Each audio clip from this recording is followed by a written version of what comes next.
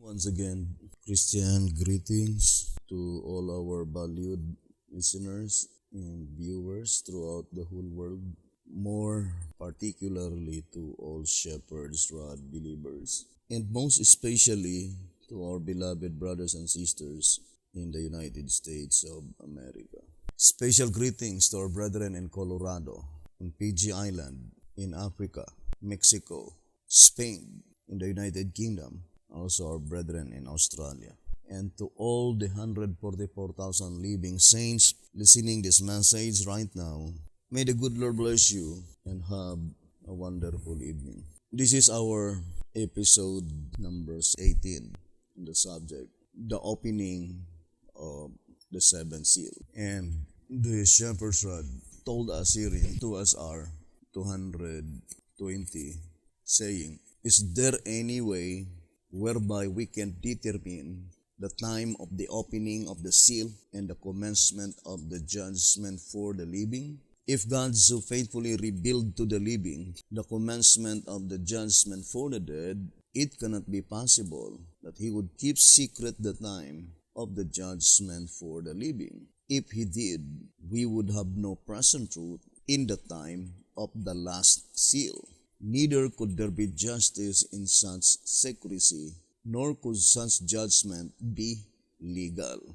Therefore, a revelation of the judgment for the living is of as great importance as the revelation of the gospel itself. For the judgment, which is blotting out the sins, is the crowning act in the gospel of Christ. Thus we conclude that when the seal is opened, and the judgment for the living begins, we must know it. The Day of Atonement in its type proves the same, for the Israelites were well informed of the event, their duty, and the consequence."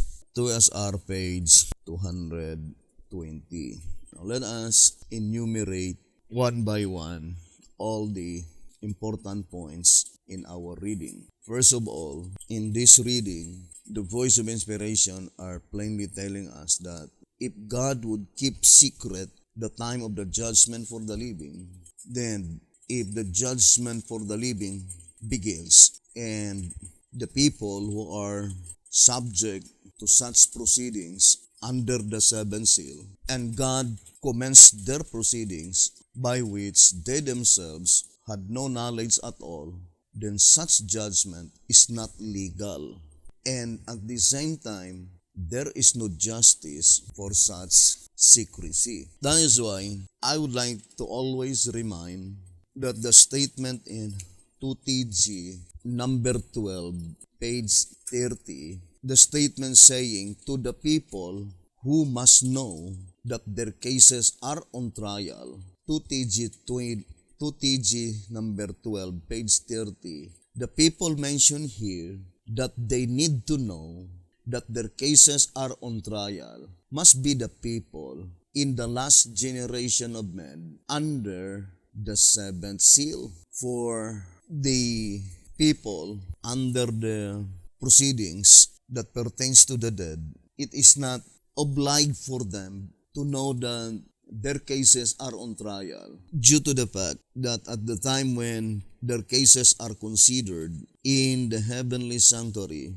they were already lying unconscious in their graves. So, such revelation would be valueless and worthless. Here in Answerer number 3, page 6, saying that the investigative judgment of the dead affects only the heavenly sanctuary. This is doubly evident when it is remembered that the dead know not anything, Ecclesiastes chapter 9, verse 5, but are lying unconscious while waiting in their graves for the resurrection day. Answerer number 3, page 6. So, the statement in 2SR 220 saying, "If God so faithfully revealed to the living the commencement of the judgment for the dead," if we will apply it to the revelation of the commencement of the proceedings that commenced in October 22, 1844. It must be pointing to the saints by which, although they were destined to die, but it was revealed by God to them, the commencement of the judgment of the dead, while they were still alive.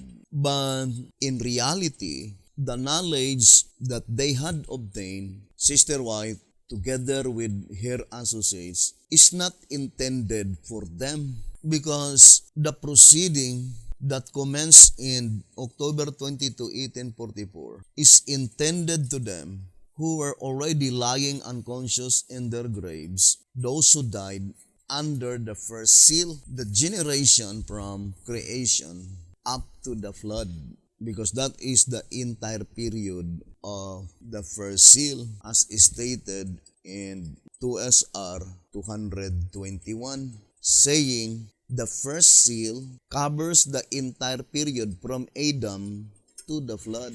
So, in this instance, we can immediately discern that in reality, the information that was given by God to Sister White and to all her associates in that period of time is not for them, but to the last generation of men, the saints that will no longer to taste death. Or in other words, God gave them the groundwork as our foundation to build the future events. So here in track number 5, let us read again, page 32. The statements which must shortly come to pass, Revelation chapter 1, verse 1, and I will show thee things which must be hereafter, Revelation 4, verse 1, go to say that the revelation is given with the one particular object in view of showing the things lying not behind but ahead of John's time, with reference being made only incidentally to the past, in order to lay the necessary foundation upon which to build the future. And here in page 33, so though all such prophecies necessarily bring to our attention things which took place centuries ago, yet they are designed, like the revelation, to show to God's people things which must shortly come to pass. Fulfilled prophecies are seen, therefore, to be employed by the Scriptures only as groundwork for that part of prophecy which is yet to be fulfilled. So, for sure, 100% such revelation or information that was primarily given by God to Sister White, the commencement of the proceedings in the heavenly sanctuary pertaining to the judgment of the dead, the particular object in view, is to the people that they need to know that their cases are on trial, and they are the living saints, the saints that will no longer to taste death. So here the statement in 2SR 220 saying, is there any way whereby we can determine the time of the opening of the seal and the commencement of the judgment for the living? This question is answered within this paragraph that there is no reason for God that He would keep secret all the time concerning the commencement of the proceedings that pertains to the living. And the statement, if God so faithfully revealed to the living the commencement of the judgment for the dead, meaning if the commencement of the judgment for the living will not be made known by God to His people, then there is no reason why God revealed to Sister White the commencement of the judgment that pertains to the dead in October 22, 1844. Brothers and sisters, and it is out of value that God revealed the commencement of the judgment that pertains to the dead.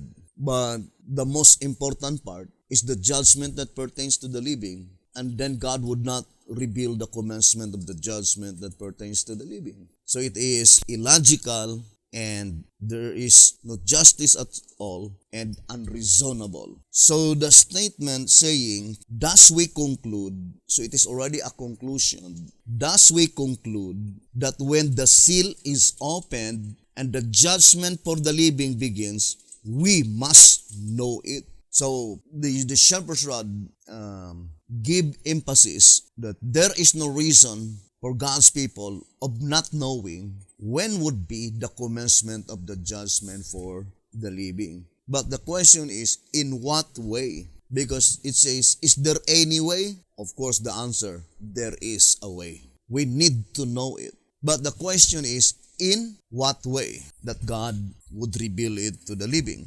Now, here in Jezreel letter number 2, let's read the statement given by Jezreel letter number 2 on page 2. It says, now, since the message of the judgment for the living is of far greater importance than the message of the judgment for the dead, it is but expected that the Bible will have more to say about the latter than the former. This is so because the judgment for the living has to do with the living themselves, with the message bearers, rather than with the dead. In importance, therefore, there is no comparison between the two. How will we get the message of the judgment for the living?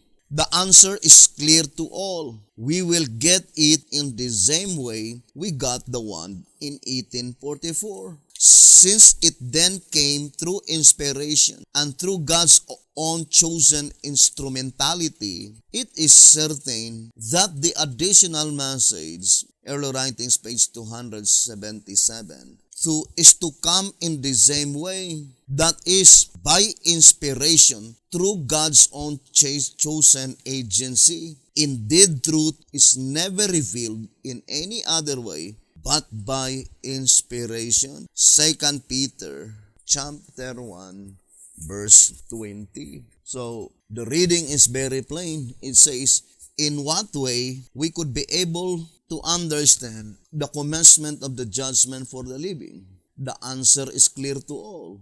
The same way that we got the information in 1844, the commencement of the judgment that pertains to the dead. Therefore, the commencement that pertains to the judgment of the living must also come by the channel of inspiration. Now, going back again in Unadventist activities, let's read on page 15. It says, has the Lord no fresh truth, no meat in due season, to meet the needs of His people at this particular time? Has He forsaken the earth? And how will He judge the living without a message declaring that their cases are now to appear before God?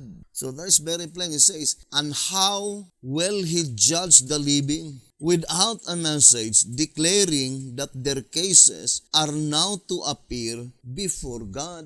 So it is perfectly corroborating to the statement to the people that they need to know that their cases are on trial.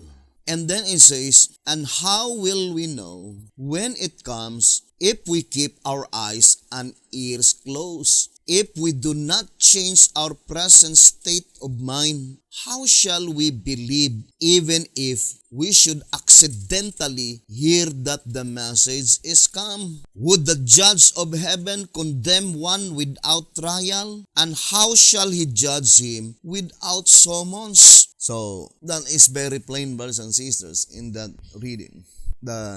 Before God will begin the atonement for the living, there must be a message of present truth. So here in 2SR 164, let us read again, 2SR page 164. But when our high priest shall begin the atonement for the living, there must be a message of present truth. So that is an absolute necessity, saying, but when our high priest shall begin the atonement for the living, there must be a message of present truth. Now the question is, what atonement mentioned here? The word atonement meaning removal or blotting out. There are only two removals. The removal of the names of the wicked in the Lamb's Book of Life, and the removal of the sins of the righteous in the book of records. But for sure, we explained it several times to SR 164. The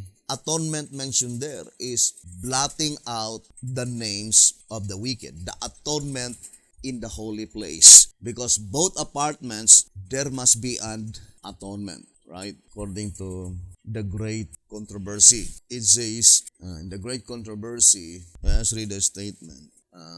Great controversy 418. God commanded that an atonement be made for each of the sacred apartments. So, it is quoted Leviticus 16, verse 16 and 19. The Great Controversy 418. God commanded that an atonement be made for each of the sacred apartments. So, both apartments, there must be an atonement. And atonement means removal. And according to track number 3 on page 9, so I would like to read this reading. For in the investigative judgment, the books are opened, and the deeds done in the flesh are brought to light for a final reckoning before the Ancient of Days. All who have stood fast to the end will then forever have their sins blotted from the books, and their names retained therein, while all who are not overcomers will then forever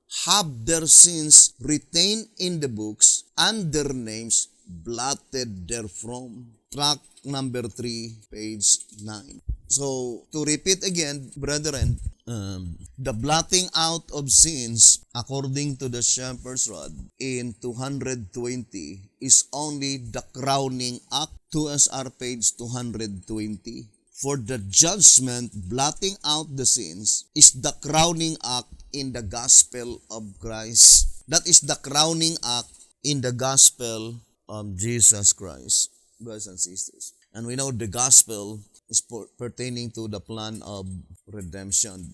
And this plan of redemption, for sure, I would like to use the term, the entire Bible, because that is the statement in 1 TG number 10, page 18. The Bible contains the complete formula of the plan of redemption. But it is the book of Revelation that explains the entire Bible. So in 2SR page 9 saying, to understand the book of Revelation is to understand the Bible. To understand that book is to understand the Bible. And in answerer number 5, page 55, saying, if the rod is taught, the Bible and the spirit of prophecy are taught. So, the rod of God, as it was called in Exodus chapter 4, verse 20 and 21, which is the shepherd's rod message in Micah chapter 6, verse 9, saying, hear ye the rod, plainly indicating that when the entire shepherd's rod publications are completely unfolded, then the Bible and the spirit of prophecy are also completely unfolded. And to repeat again, accordingly, in 2TG number 12, on page 25, saying, the revelation then is thus divided into 7 parts. And so when we speak of the 7 seals, we are in reality speaking of the revelation. 2TG 12:25. So when we speak the 7 seals, we are speaking or we are studying the entire book of Revelation. Now, the shepherd's rod plainly told us in 2SR 187, saying, in order to make a proper application of the 7 seals, we must have a better understanding of the heavenly sanctuary, of the heavenly sanctuary service, its origin and the object of its existence as taught by the early sanctuary built by Moses. Hebrew chapter 8, verse 5. In the sanctuary construction and service is revealed the plan of salvation. So, the voice of inspiration is plainly telling us that it utters the impossibility that you could be able to correctly understood the subject, the 7 seals, if it is separated concerning the proceedings in the heavenly sanctuary, brothers and sisters, because in the sanctuary construction and service is revealed the plan of salvation. So, the statement in track number 5 on page 34 saying, in the main, however, the trumpets and the seals portray an event which is future from John's time and which takes place in heaven. Although they also portray kindred events. Of these related events, some are contributory and some are consequent to the main prophetic event. The former naturally precede and the latter naturally follow it historically. But I would like to focus only to the 7 seals, saying, in the main, however, the seals or the 7 seals portray an event which is future from John's time and which takes place in heaven. So the 7 seals that takes place in heaven, it is pertaining to the proceedings in the heavenly sanctuary. So let us distinctly separate the commencement of the first seal in the heavenly sanctuary and the commencement of the first seal on the earth. The statement in 2SR 221 saying that the first seal covers the periods from Adam to the flood, and that is the first seal on earth. But if we will be studying the first seal in the heavenly sanctuary, that is the proceedings that commenced in October 22, 1844. Now, this statement in 2SR 199, let us read the statement again. It says, let me read to you.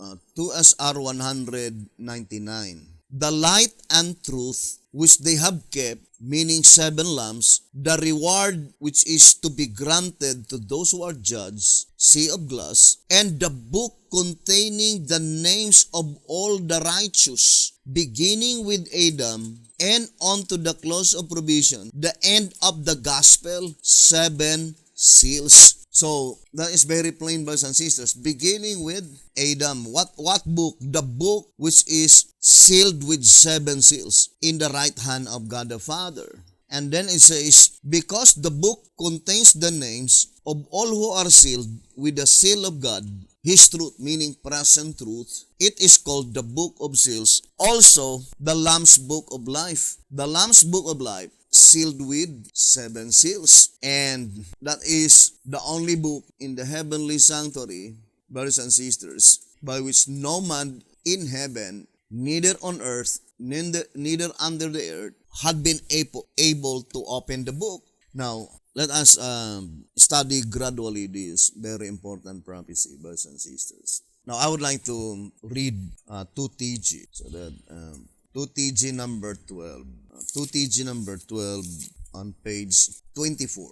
2TG number 12, page 24. It says, chapters 4 and 5, we see contain a scene of a special event which caused the book to be unsealed. That which came out of the book is, in the fullest sense, the revelation of Jesus Christ, of the one who only was worthy to open the book. Thus it is that the revelation of Jesus Christ begins with the 6th chapter and ends with the last chapter of the book. The chapters in which are recorded the things which the breaking of the 7 seals disclose. Yes, the revelation consists of the things which were sealed with 7 seals. Now, I would like to focus first to the portion that the reason why the book is unsealed because of such a special event.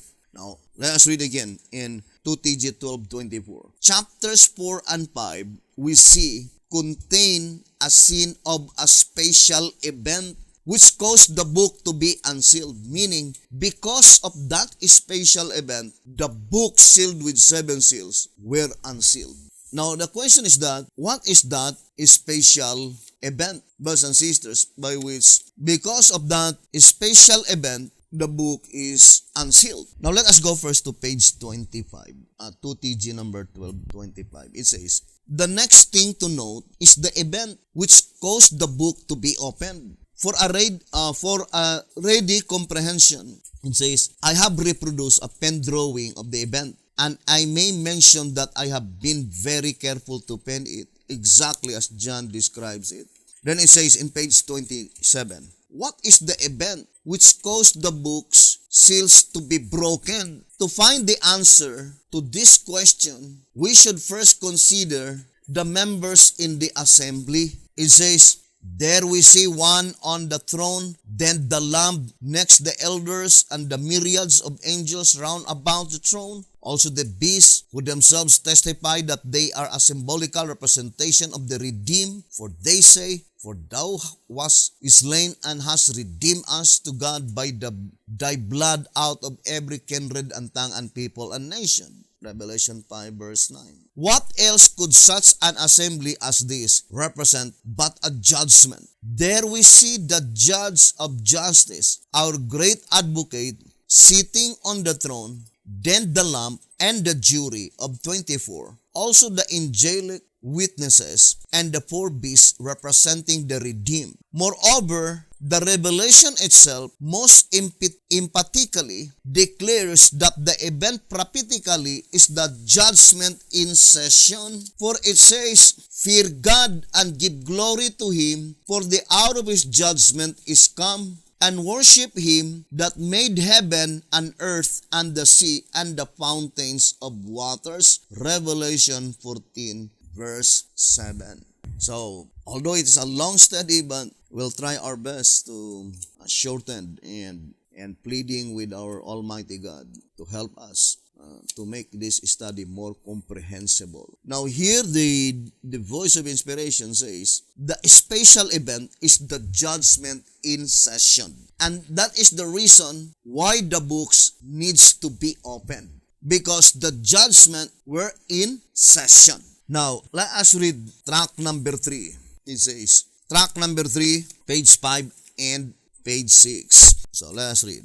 Daniel 7 verse 9 and 10. In this scripture are set forth 4 pertinent facts. Number 1, the thrones were not present prior to the opening of the scene in vision. Second, the Ancient of Days came and did sit when the thrones were set up. Third, then the books were opened. Fourth, all which thrones, Ancient of Days, and books reveal a judgment scene. And since the books are obviously the focal point in the scene, the question naturally arises, what is the reason for books? So, the voice of inspiration is plainly telling us that the focal point of the judgment, it is the books. So, what is the reason for the books? Then it says, fundamental to a correct concept of the judgment is a correct understanding of the nature of it and of the reason for the books. And it says, as to the latter, John the Revelator says, and I saw the dead, small and great, stand before God.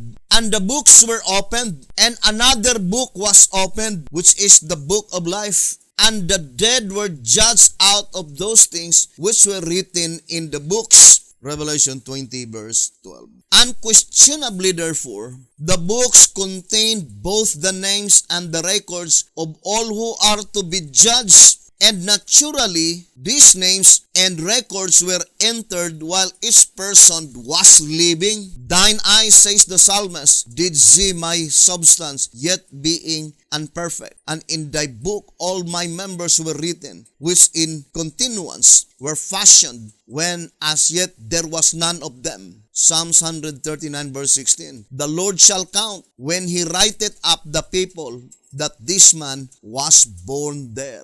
Track number 3, pages 5 and page 6. Or in other words, the reason that the books need to be opened because the judgment is in session. And the only basis of such proceedings are the things recorded in the books. Then it is absolutely necessary that the books need to be opened. Otherwise, how could they be able to pursue such proceedings, brothers and sisters, or proceed such proceedings if there is no basis at all? So the basis must be according to the records recorded in the books, brothers and sisters. So that is the reason why the books need to be opened. Now, the only understanding that was given by God to Sister White is the commencement of the judicial proceedings in October 22, 1844. And that is all, brothers and sisters. For the reason that such information that was given by God to Sister White in reality is not for themselves. It is for us, to the last generation, the saints that are candidates to be translated to heaven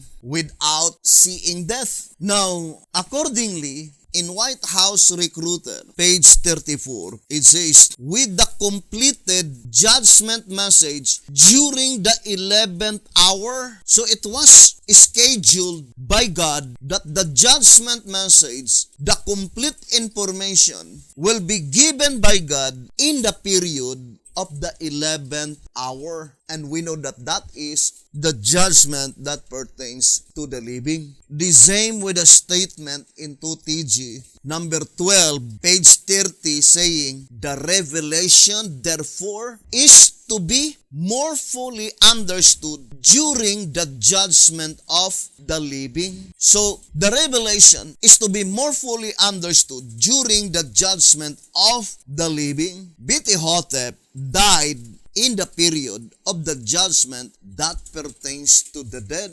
Now, we will give you concrete evidence that B.T. Hotep died in the period of the judgment that pertains to the dead. Now, first of all, the prophet himself declared here in tract number 3, page 43, written in 1934, it says, as the cleansings called for in the parables and in Malachi's prophecy have never taken place, the investigative judgment of the living is obviously then yet future.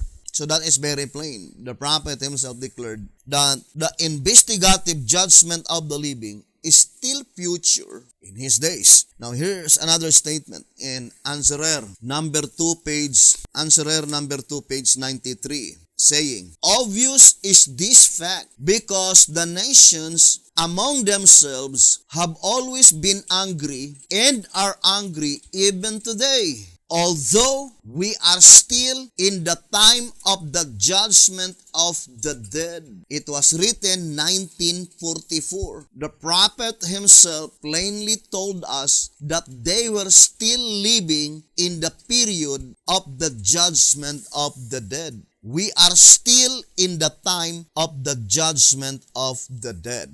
Now, here's another statement, brethren. Answerer number 1 on page 18. It says, do the bad along with the good are still coming, for we are yet in the period in which the wheat and the tares, the good and the bad fish commingled. Answerer number 1, page 18. So that reading can be easily discerned that there is no divine command given by God to separate the tares and the wheat in the period of the judgment that pertains to the dead. And for sure, the separation mentioned there is the separation on the earthly sanctuary. Brothers and sisters, now, to repeat again, the Shepherd's Rod made it so plain in Answerer number 1, page 18, saying that they were still in the period of time by which the bad fish and the good fish, the wheat and the tares, are still commingled in the period of the judgment that pertains to the dead. So it is only in the period of the judgment that pertains to the living that the wheat and tares must be separated. Now, for example, here in 1TG number 48, let me read to you. 1TG number 48, page 20. So let us read the statement. It says, saint and sinner during the judgment for the living will no longer be commingled. So I would like to read again. 1TG 48, page 20. Saint and sinner during the judgment for the living will no longer be commingled. But B.T. Hotep testifying that they were still in the period by which the bad fish and the good fish are still commingled. So, they were not as yet living in the judgment that pertains to the living. Now, I would like to read to you here the statement, although we will explain it on the subject, the fulfillment of Ezekiel 9. But I would like to read this reading. 12 Symbolic Code number 3, page 21. It says, you will find that the message consistently teaches that the judgment of the living has not yet commenced, that we are still living in the time of the judgment of the dead, and that the slaughter of Ezekiel 9 is what marks the judgment passing from the dead to the living. 12 Symbolic Code number 3, page 21. As I've said, this portion will be more elaborated and explained in details on the subject, the fulfillment of Ezekiel 9. 12 Symbolic Code number 3, page 21. Because the only portion that I would like to emphasize in that reading is the statement, the shepherd's rod message consistently teaches that the judgment that pertains to the living did not as yet commence in the days of BT-Hotep. Now, reading again in Answerer number 1, pages 94 and page 95. Let's study closely. It says here, does the shepherd's rod set prophetic dates? So, brothers and sisters, this portion, I would like to say that the shepherd's rod mentioned here is the knowledge, the understanding that was given by God to BT-Hotep, not the shepherd's rod in the judgment that pertains to the living. Now let us read the statement here in Answerer number 1, pages 94 and page 95. In the following statement, while God clears the way for the 7 last plagues by laying some of his people to sleep in the grave, he has done the same for the event to take place in 1931. If that then be correct, does the Shepherd's Rod, Volume 1, page 219 mean to teach that the judgment of the dead closed in 1931 or thereabouts? Answer. In the statement in question, the rod has no reference to the investigative judgment. The message sets no date, either exact or approximate, for the closing of the judgment of the dead and for the beginning of the judgment of the living. The time of the cessation of the one event and the beginning of the other is not to be known until the one is past and the other begun. Now, this reading cannot be construed that the judgment that pertains to the living, the commencement will not be made known, because it will be contradictory to the statement in 2SR 220, saying, let us read again, thus we conclude that when the seal is opened and the judgment for the living begins, we must know it. 2SR 220. It is absolute importance that the living need to know it. But this statement in Answerer number 1, page 94 and 95 is plainly telling you and I that God did not reveal to BT-Hotep. He has no knowledge when the judgment that pertains to the dead will close and the judgment that pertains to the living will begin, either exact or approximate. Why? Because such knowledge is intended only to the saints that will no longer to taste death. And God knoweth beforehand that BT-Hotep will die. But in this statement, in Answerer number 1, page 94 and 95, saying, the time of the cessation of the one event and the beginning of the other is not to be known until the one is past and the other begun. So, that is how God reveal or bestow the information concerning the judgment. That God will not made it known not until the one is past and the other begun. Why? Because Revelation 14 verse 6 and 7 is inscribed in present tense. Now let us read again the statement, brothers and sisters. Here in 1SR page 156, it says here, 1SR 156 and 157, for the day of vengeance is in mine heart, and the year of my redeem is come. Note, the day of vengeance, the Lord says, is in his heart, but the year of his redeem is come. Note the verb come is in present tense. Just as in Revelation 14 verse 7, saying, with a loud voice, fear God and give glory to Him, for the hour of His judgment is come. We as a people hold that the verb come was inscribed in present tense because the judgment in heaven took place at the end of the 2,300 days of Daniel's prophecy in 1844. But it was not understood until after the prophetic period had passed. Therefore, God did not intend to make the judgment known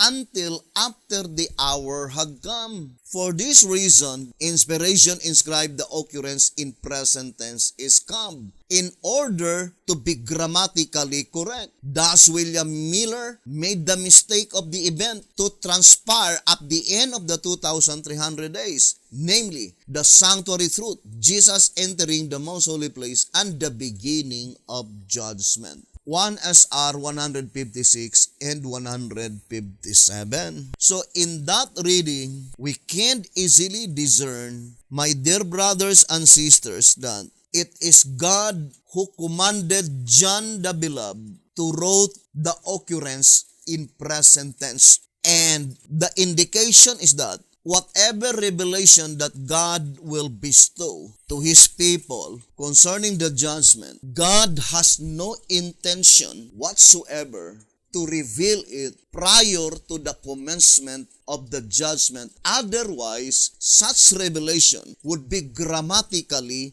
incorrect. So the statement in Answerer number 1, page 94, and page 95, saying that it will not be made known until the one is past and the other begun. So, in October 22, 1844, the one that is past is the proceedings in the holy place, began in 44 AD, then ended in October 22, 1844. So the one is past and the other began, the proceedings in the most holy place, the judgment that pertains to the dead, or the judgment of the dead. So that is the time that God revealed it to Sister White, the commencement of the proceedings in the heavenly sanctuary. But as we stated before, brothers and sisters, in reality, the focal point, the particular object in view, is in the judgment that pertains to the living. Now, since the divine principle, according to the Shepherd's Rod, in 1 SR 156 and 157, that God did not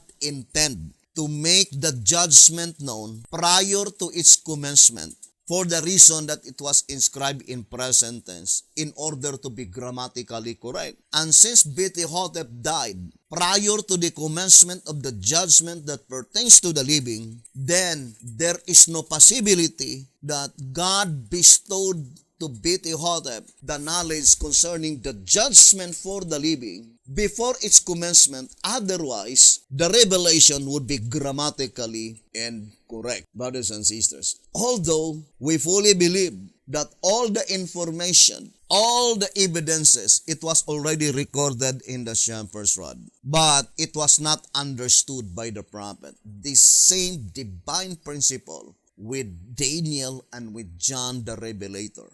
Daniel is the one who wrote the book of Daniel. John the Beloved is the one who wrote the book of Revelation. But they themselves did not understand those things that they had written. The Great Controversy 344, saying, even the prophets who have been favored with a special illumination of the Spirit of God did not fully comprehend the true import of the meaning of those things that they had written. So the statement, brethren, in the General Conference Special, I would like to read on page 39, saying, so we see, General Conference Special, page 39 and page 40. So we see that the more we consider the subject, the more obvious becomes the truth. The more obvious becomes the truth that the third angel's message in its final phase is the judgment for the living, the harvest. Plainly then, the work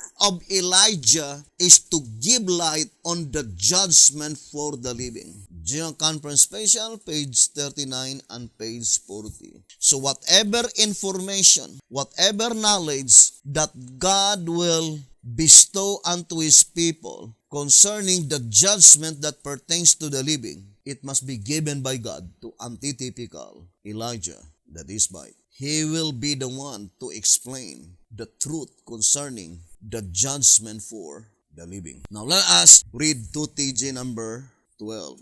2TG number 12 on page 29 and page 30.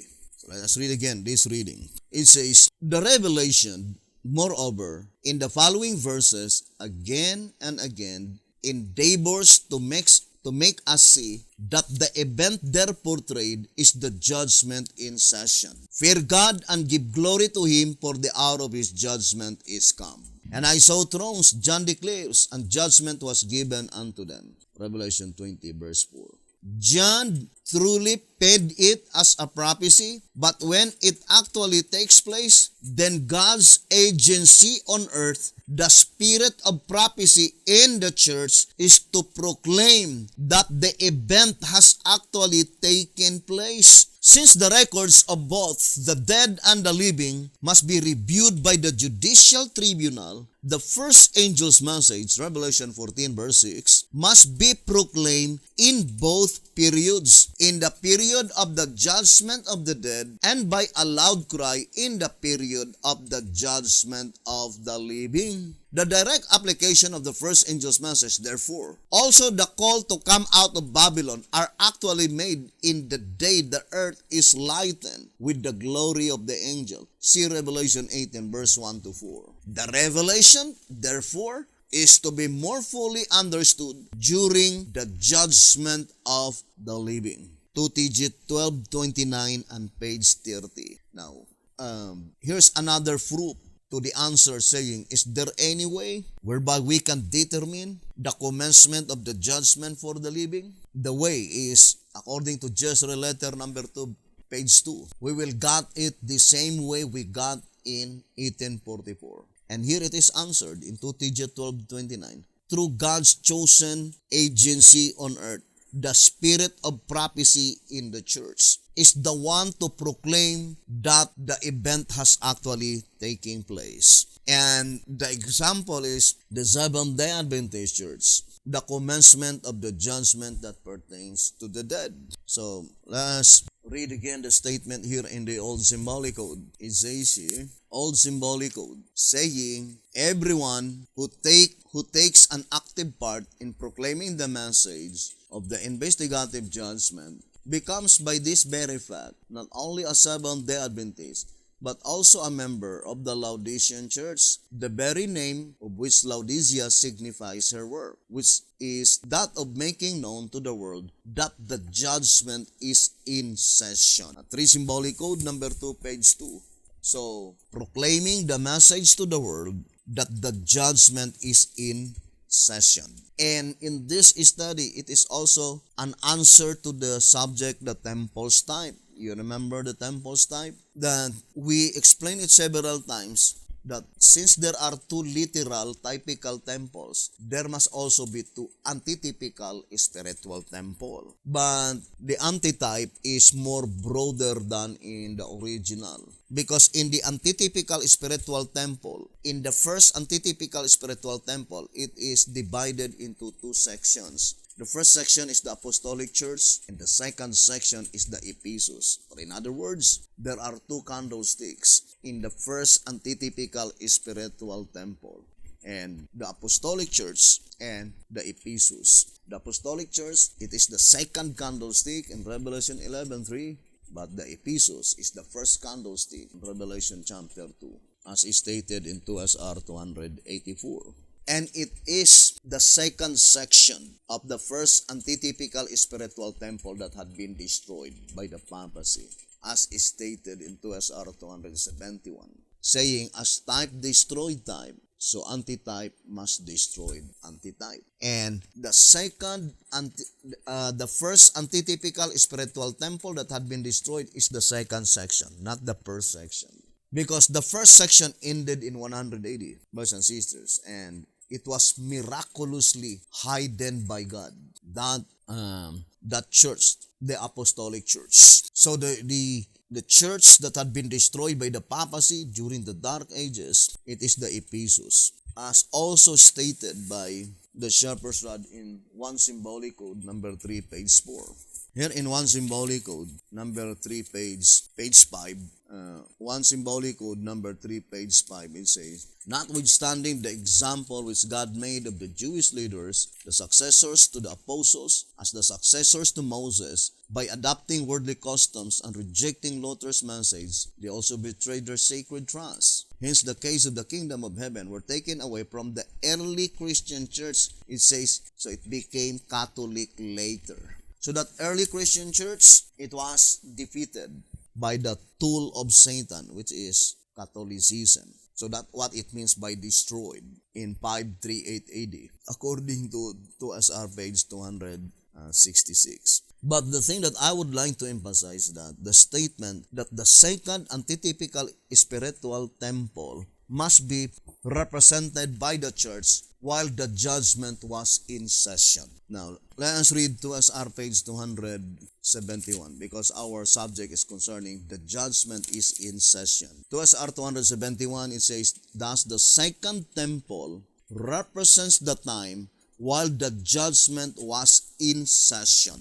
So the first section of the second antitypical spiritual temple must be the church while the judgment of the dead was in session. That is the Seventh-day Adventist Church. Or in other words, the statement in the old Symbolic Code, number 2 Symbolic Code, number 10, page 4, saying, consequently, the church from 1844 to the close of provision is divided into two sections, the church before the loud cry and the church in the time of the loud cry. So, it is also perfectly corroborating in our reading in 2TG number 12, page 29 and 30, saying, since the records of both the dead and the living must be reviewed by the judicial tribunal, the first angel's message, Revelation 14 verse 6, must be proclaimed in both periods, in the period of the judgment of the dead and by a loud cry in the period of the judgment of the living. So the proclamation, the judgment of the living or the judgment that pertains to the living is in session. That is in the time of the loud cry or in the period of the loud cry. According to this reading, 2TG 12:29 and page 30. And who will the one to proclaim it? It is the spirit of prophecy in the church, as stated in 2TG 12:29. John truly penned it as a prophecy, but when it actually takes place, then God's agency on earth, the spirit of prophecy in the church, is to proclaim that the event has actually taken place. So the voice of inspiration says that the one to proclaim it, it is the spirit of prophecy in the church. So the proclamation, the judgment was in session. That is the church before the loud cry. According to our reading into Symbolic Code number 10, page 4. But the one who will proclaim that the judgment was in session must be the church, while the judgment for the living is in session, and it is called the loud cry. Brothers and sisters, to repeat again, loud cry does not pertain when the message will be proclaimed to the great multitude. Let us distinctly separate. I would like to show to you, brothers and sisters, I think there are at least 4 periods of time by which it is called the loud cry proclamation of the message. So, let us loud cry. So, let us find out, brothers and sisters, that there are at least 4 periods of time by which it is called the loud cry. And let me show to you just a little diagram, brethren. So that is the 4 periods of time concerning the loud cry proclamation. And that is first, loud cry to the 144,000 spiritual Israel. And the second loud cry proclamation is the loud cry proclamation during the Great Tribulation, and that is to all Sabbath keepers, not under the banner of the third angel's message. And then the loud cry during the little time of trouble to all Sunday-keeping Christians within the United States of America or the symbolical earth.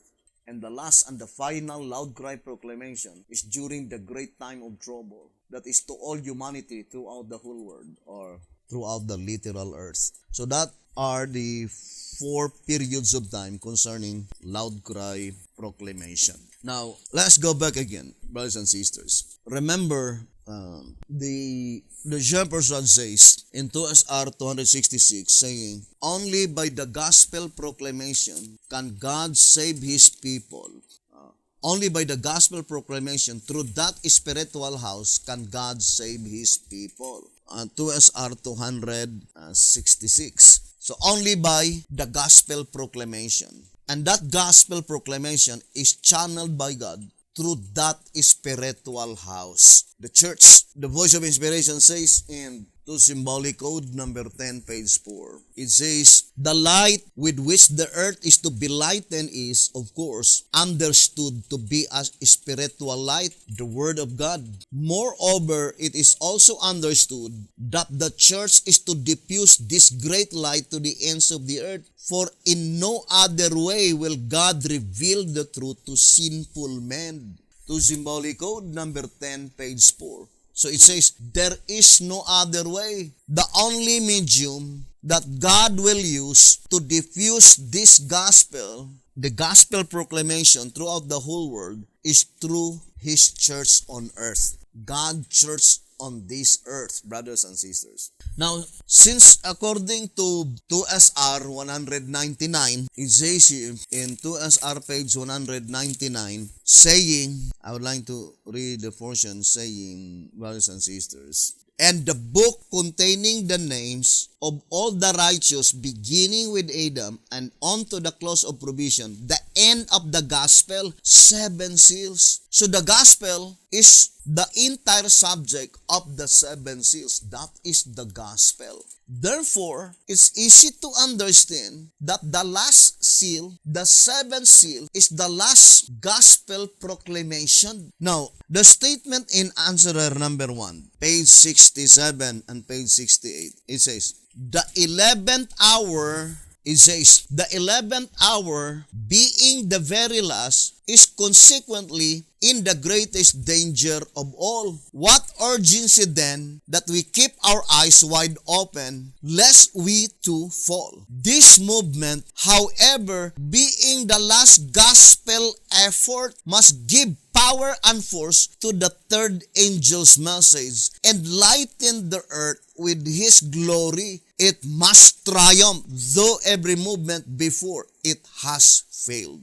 Answerer number 1, page 67. So that statement is very plain. That the gospel, the last and final gospel proclamation, will be bestowed by God to the 11th hour movement. The last gospel proclamation. And since we already read in 2SR 199 that the gospel represent the 7 seals, therefore, the 11th hour movement must be the church under the 7th seal. You still remember in 1SR page 127, saying, the church on the 7th step, under the 7th seal, and in the 7th trumpet. Now, ponder deeply. It says here, the church on the 7th step, that is in Ezekiel chapter 4, the church under the 7th seal, and the church in the 7th trumpet. Now, for sure, that is the 11th hour movement, because there is no other movement, which is the very last. That is the 11th hour movement. Now, brothers and sisters, since we already read according to the voice of inspiration first, it says in 2SR 266, only by the gospel proclamation through that spiritual house can God save His people. So there is no other way that God can save His people except by the gospel proclamation. One of the important thing that we need to clearly understand, brothers and sisters, that according to the shepherd's rod in 1SR 255, saying, I would like to read the statement. In view of this onrushing torrent of apostasy headed by misled spiritual guides, In my estimation, the leopard beast of Revelation 13, verse 1 to 3, has met a most striking fulfillment of symbolical prophecy. All the world wondered after the beast. The world in general has always been after the beast. For this reason, the world is in need of the gospel. So they need the gospel. What gospel that the world needed at this present time?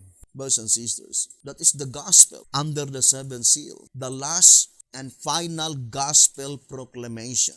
And without that gospel, the world will lose in oblivion. We studied several times, brothers and sisters, as stated in 2SR page 100 and 101, saying, if God's ideal is to bless the world through the medium of His church on earth, and they to whom the gospel for the world is committed have left the sheep and are serving the devil in the persons of themselves, where is the hope of the world?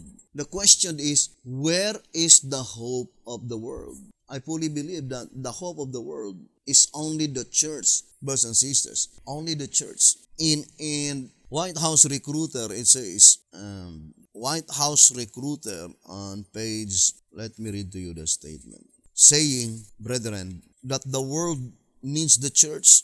White House Recruiter, page 7. Our country, pointing to the United States of America for sure, our country and the whole world need the church. White House Recruiter, page 7. Our country and the whole world need the church. But in reality, what they need in the church is the gospel.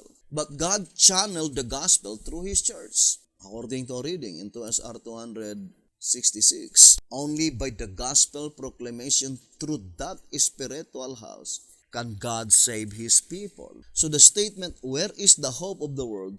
Where is that church by which God committed unto them the gospel, present truth, under the seventh seal? So that statement, brothers and sisters, is also, look at the statement here in 2SR 101, saying, where is the hope of the world? Does the hope of the world, brothers and sisters, can be found within the United States of America? Study closely the prophecy, brethren, and with the abundance of evidence. I remember the statement in track number 4. Let me read to you.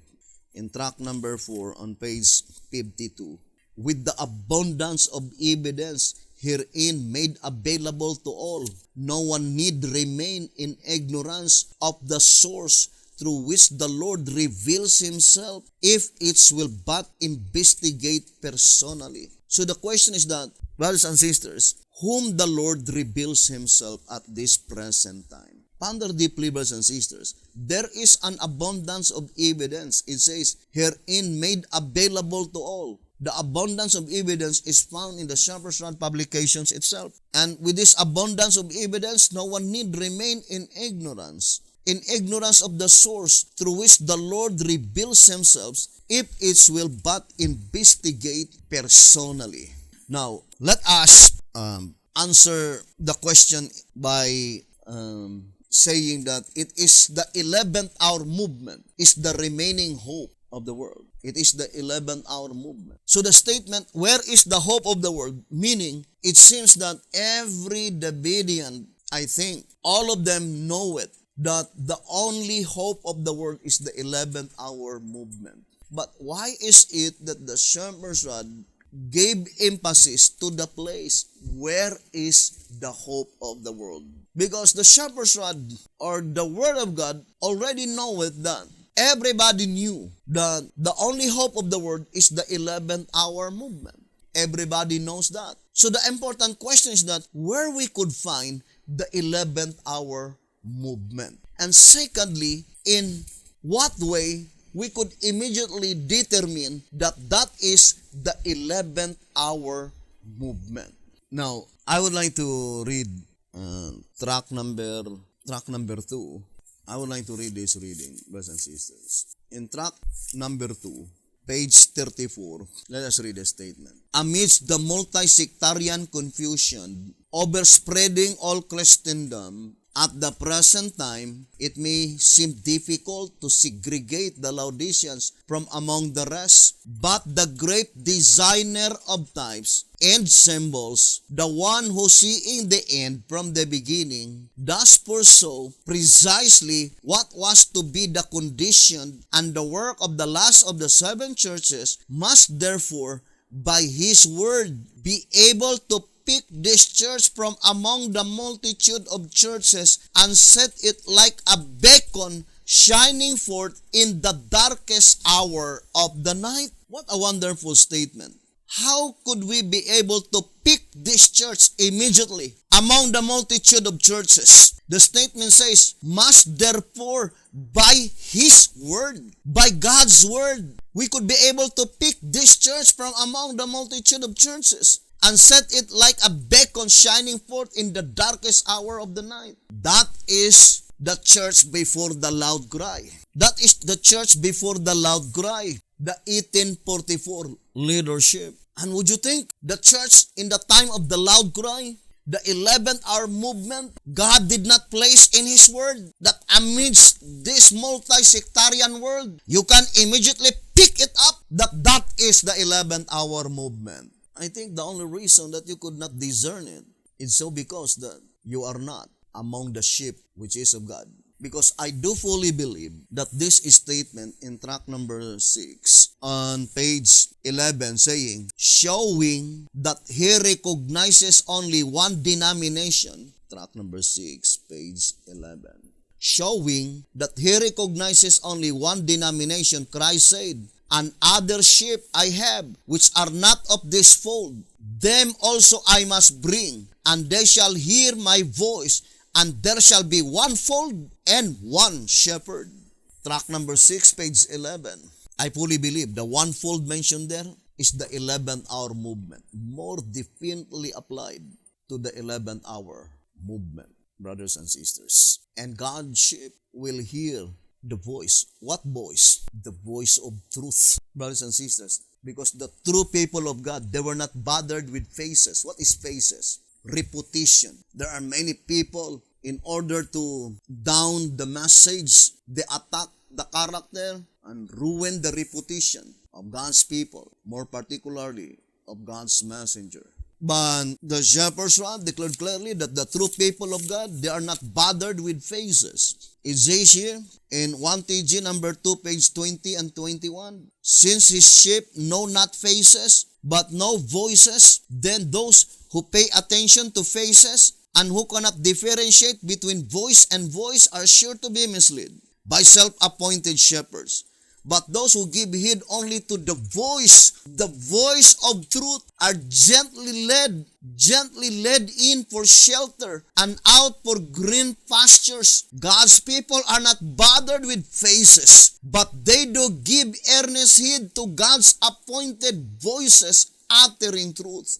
That is the true people of God, brothers and sisters. They were not bothered with faces because the devil, since they could not be able to down the message using the Bibles for prophecy and the writings, Sister White and the Shepherd's Rod publications, what they will do is to ruin the characters and reputation of God's people. It says here in 1 TG 29:13, 1 TG 29, page 13, it is because the laity are as a rule quick to listen to men that appeal to their taste, that because of this, the enemies of truth carefully and studiously try to pin something against the characters of those who bear the message of the hour. The adversaries will know that the laity are making their choice on the face value of men's purported reputation rather than on the weight of truth. For this reason, the adversaries of truth are taking advantage of the situation. And so, since they cannot refute the truth, they desperately resort to parasitical falsehoods which to char the characters of those with whom they disagree. 1 TG 29, page 13 and page 14. And it was predicted beforehand that when the last prophet will come, antitypical Elijah the Tishbite, accordingly, here in General Conference Special, it says on page 6, for this very reason, we must remember that when the last prophet comes, he will have the greatest opposition to meet. For Satan well knows that if he loses now, he loses forever. What makes Elijah's work especially hard is that Christendom has long been drilled in the idea that no prophet is to come, that there is no necessity for one, that it has enough revealed truth to carry it inside the pearly gates. It is therefore only to be expected that the predicted Elijah will be denounced as a false prophet, perhaps even as the Antichrist offshoot or whatnot. The General Conference Special, pages 6 and page 7. Now let's go back again, brothers and sisters, to our subject. If the shepherd's rod declared clearly in tract number 2, page 34, that through the written word of God, by the prophetic word of God, in 1844, the church, the leadership before the loud cry, the church in the time when the judgment of the dead was in session, God put it already in His word to pick it up without any hesitation. You can declare that that is the church recognized by God as His, the Seventh-day Adventist Church. How much more to the 11th hour movement? Because God employ everything to protect the 11th hour movement, brothers and sisters.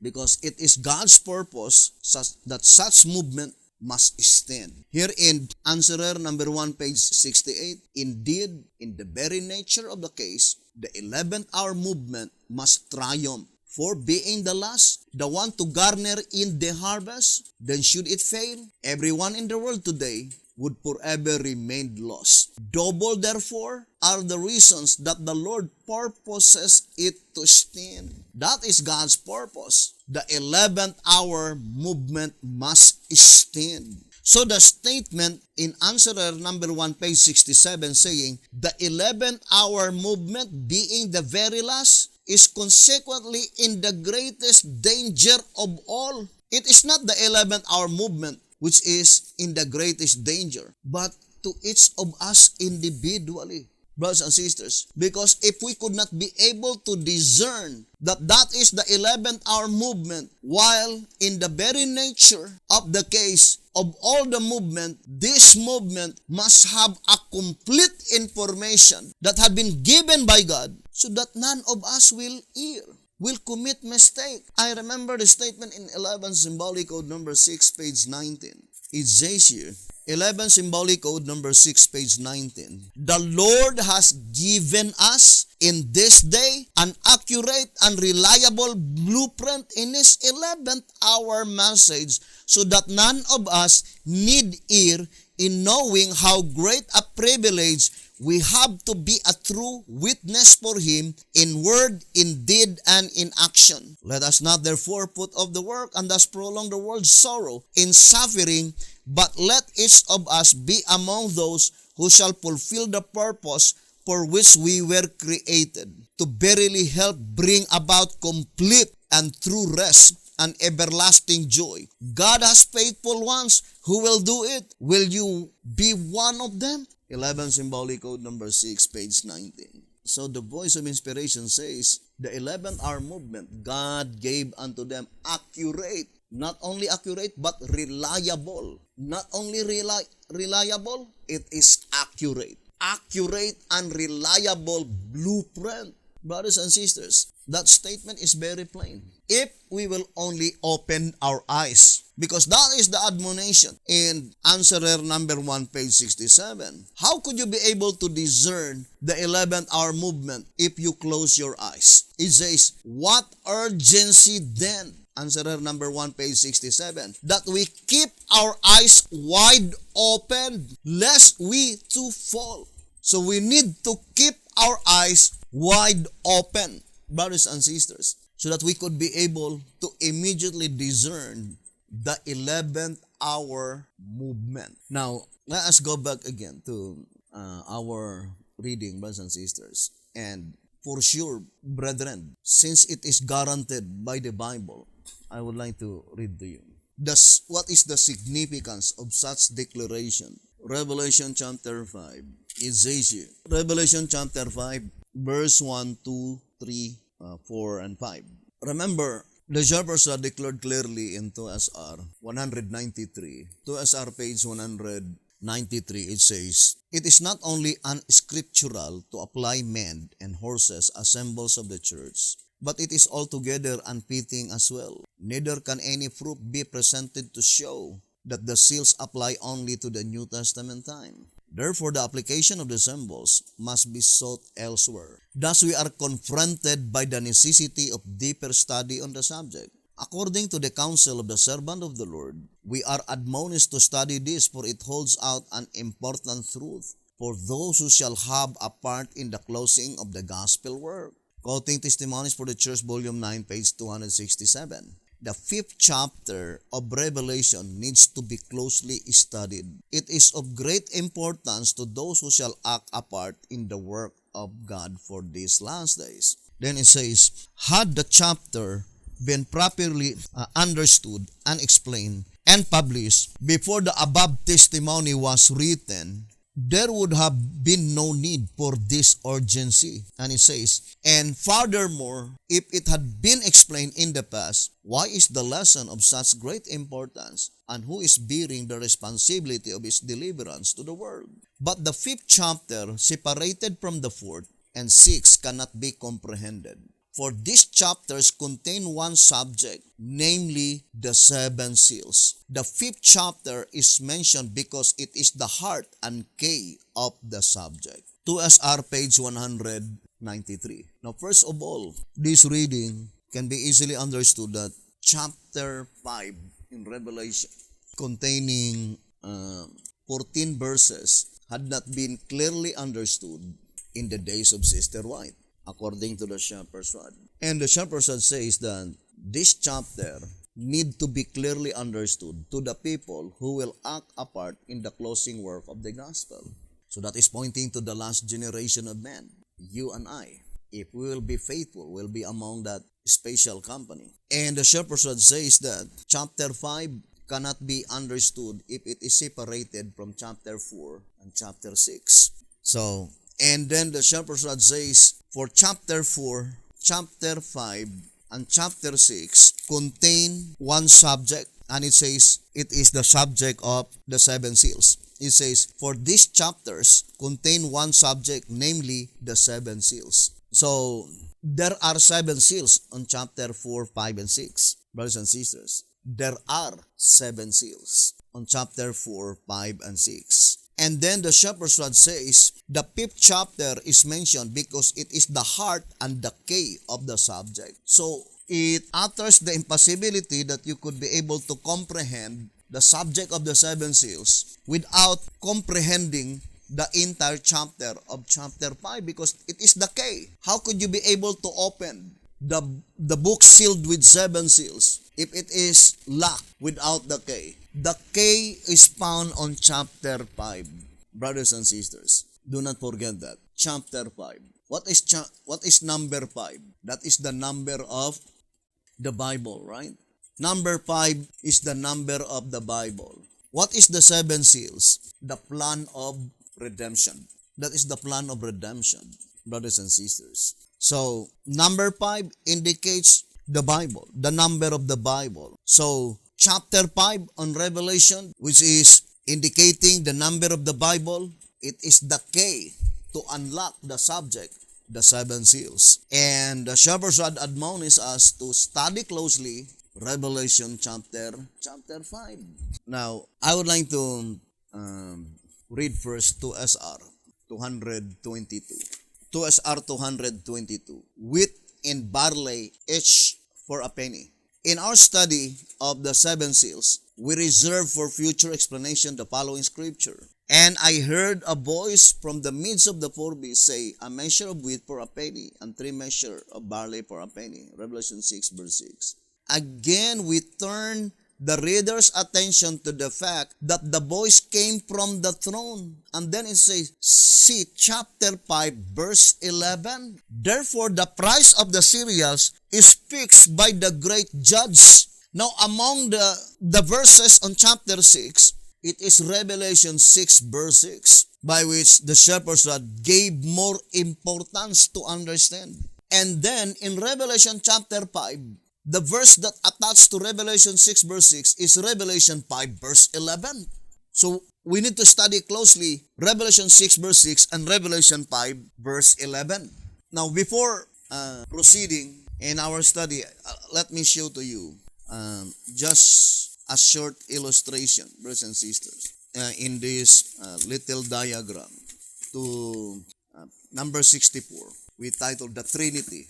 So you could have done diagram the Trinity. So the word itself, Trinity, 7 letters, meaning completeness, right? That is 7 letters, Trinity. Now, we know Trinity is the number of God, right? In 1934, track number 3, 1934 edition, Trinity is the number of God. And it is very important, brothers and sisters, here in page 68, saying, on page 69, it says, hence, as number 3 is symbolical of the Trinity, and that is the Father, Son, and Holy Ghost. So that is the number of God. Number 3 is the number of God, Trinity. And Revelation 6 verse 6, you might wonder that this chapter and verse represents the entire Bible. Revelation chapter 6 verse 6, that is 6 and 6, represents the 66 books of the Bible.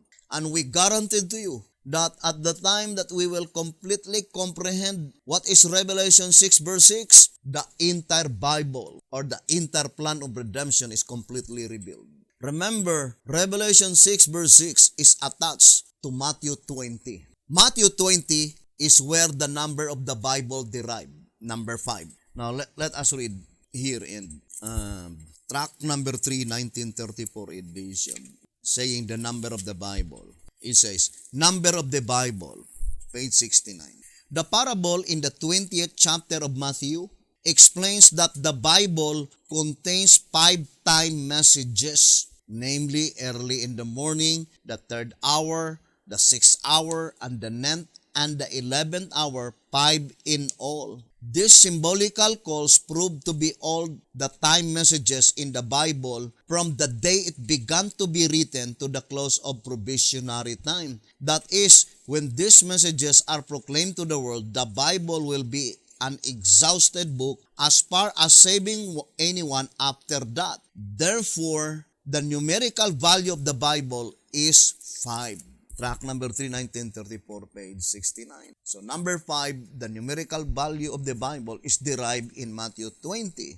Now here in 2SR, let's read again the statement. 225 and 226. With the previous explanation of Revelation 6 verse 6, a measure of wheat for a penny, and 3 measures of barley for a penny, we shall endeavor to prove that the symbols point back to the parable of the householder. And Jesus allegorically looked forward to John's vision. If the explanation perfectly fits the parable and the vision in harmony with God's book and law, and a present truth lesson is derived therefrom, then only must we accept it as truth. To SR page 225 and page 226. So the voice of inspiration is very plain. That the parable in Matthew 20, when Jesus Christ is uttering those words to the disciples, He is looking forward to the time when He Himself will show the vision to John in the island of Patmos, particularly Revelation 6, verse 6. Matthew 20, 5 calls the number of the Bible. Revelation 6, verse 6, the 66 books of the Bible.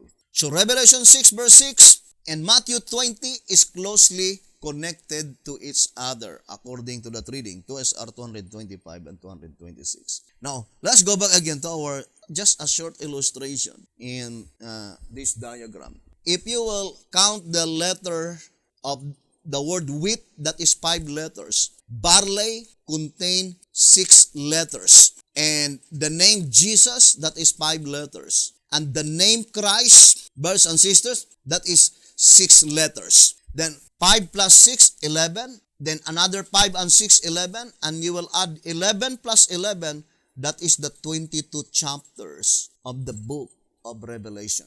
That is the 22 chapters of the book of Revelation. Do not think that it is just a mere happenstance, brothers and sisters, because it is purposive design, brothers and sisters. Revelation 6 verse 6 represent wheat and barley. And to repeat again, it is pointing to the revelation of Jesus Christ. Jesus contained 5 letters. Christ contains 6 letters. Then 11 plus 11 equals 22. And also we attach in this diagram, although we will study it in, I think, the subject 12 figurative months, because you can see here April 1831 AD and October 22, 1844, that is figurative 3 days. Because April 1831 AD, that is Sunday, and October 22, 1844, that is Tuesday. Therefore, that is Sunday, Monday, and Tuesday. Figurative 3 days. And April 1831 AD to April 1, 2020, Gregorian calendar. But in Bible calendar, that is October 10, 2021, that is figurative 3 years. Brothers and sisters, figurative 3 years. Because the 31 AD is pattern number 6, and then 2021 is pattern number 1. So we have 6, 7, 1. So that is figurative 3 years. Although from April 16, 31 AD to April 18, 31 AD, that is literal 3 days. Friday, Saturday, and Sunday. And also we have the 40 typical days. But we'll touch that subject on the 12 figurative months. Now let us go back to our subject, brothers and sisters. The shepherd's rod admonishes us to study closely Revelation chapter 5. Now, what is the significance unto us? These verses in Revelation chapter 5. Revelation chapter 5. Verse 1, verse 2, 3, 4, 5.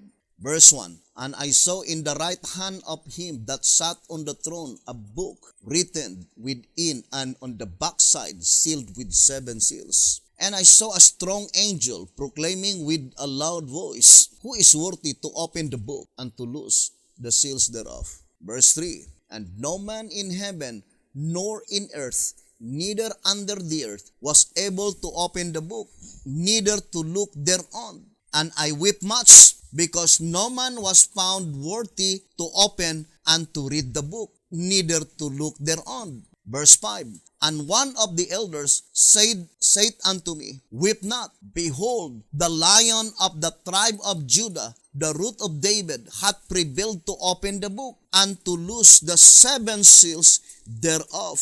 Now, think it thoroughly. Revelation 5, verses 1 to 5.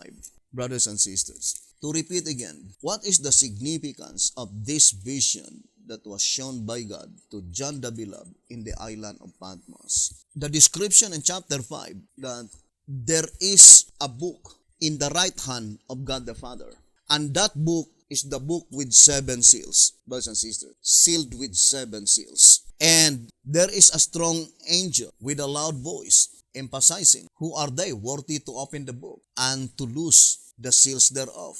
No man in heaven, nor in earth, according to this reading, brothers and sisters, neither under the earth was able to open the book, neither to look thereon.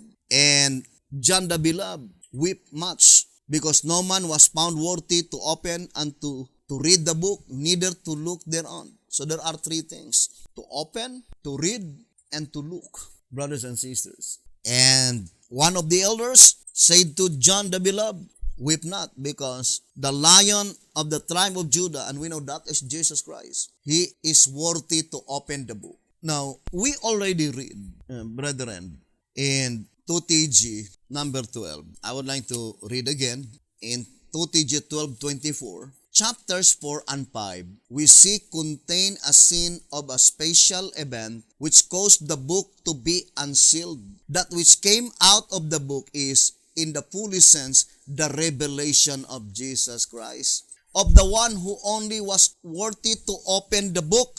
The statement, that which came out of the book. So brothers and sisters, we know that revelation is I would like to read this reading. In the old symbolic code, 3 symbolic code 8 to 10, page 9. Only the portion saying 3 symbolic code 8 to 10, page 9. The revelation is written in figurative speech. 3 symbolic code 8 to 10, page 9. The revelation is written in figurative speech. Now, I would like to demonstrate that figurative speech as stated in 2TG number 12. Let us read again the statement. Chapters 4 and 5, we see, contain a scene of a special event which caused the book to be unsealed. So, because of the special event, the book was unsealed. And then it says, that which came out of the book, for example, this is the book. So the statement came out, something that came out from this book. And what are those things that came out from that book? It says, that which came out of the book is, in the fullest sense, the revelation of Jesus Christ. Or in other words, brothers and sisters, the most mysterious part in this revelation is that Jesus Christ been able to look, to read the things written in the book even before the book was opened. Now, I would like to make it step by step, brothers and sisters. When does the book actually open? So that is the question. When does the book actually open? So let us read again track number 3 on page 5 and 6, quoting Daniel 7 verse 9 and 10. Track number 3, page 5. In this scripture are set forth 4 pertinent facts. In this scripture are set forth 4 pertinent facts. Number 1. The thrones were not present prior to the opening of the scene in vision. So there was no throne in the most holy place prior, according to the reading, to the opening of the scene in vision. Second, the Ancient of Days came and did sit when the thrones were set up. And we know that that is October 22, 1844. That the Ancient of Days, God the Father, entered to the most holy place and then sat on the throne. And then it says, number 3, then the books were opened. So the books were not opened not until the Ancient of Days sit on that throne in the most holy place. And that Ancient of Days, God the Father, did not sit on the throne not until October 22, 1844. So that book had not been opened not until October 22, 1844. But the voice of inspiration says, brothers and sisters, what are those things that came out from that book? Let us go back again to 2TG12. That which came out of the book is, in the fullest sense, the revelation of Jesus Christ, of the one who only was worthy to open the book. Then it says, thus it is, reading 2TG 12:24. Thus it is that the revelation of Jesus Christ begins with the 6th chapter and ends with the last chapter of the book. The chapters in which are recorded the things which the breaking of the 7 seals disclose. Yes, the revelation consists of the things which were sealed with 7 seals. And in page 25 it says, the revelation then is thus divided into 7 parts. And so when we speak of the 7 seals, we are in reality speaking of the revelation. Now, the shepherd's rod is very plain in this reading, brothers and sisters. The 7 seals, brothers and sisters, the revelation of Jesus Christ began on chapter 6 and end on chapter 22.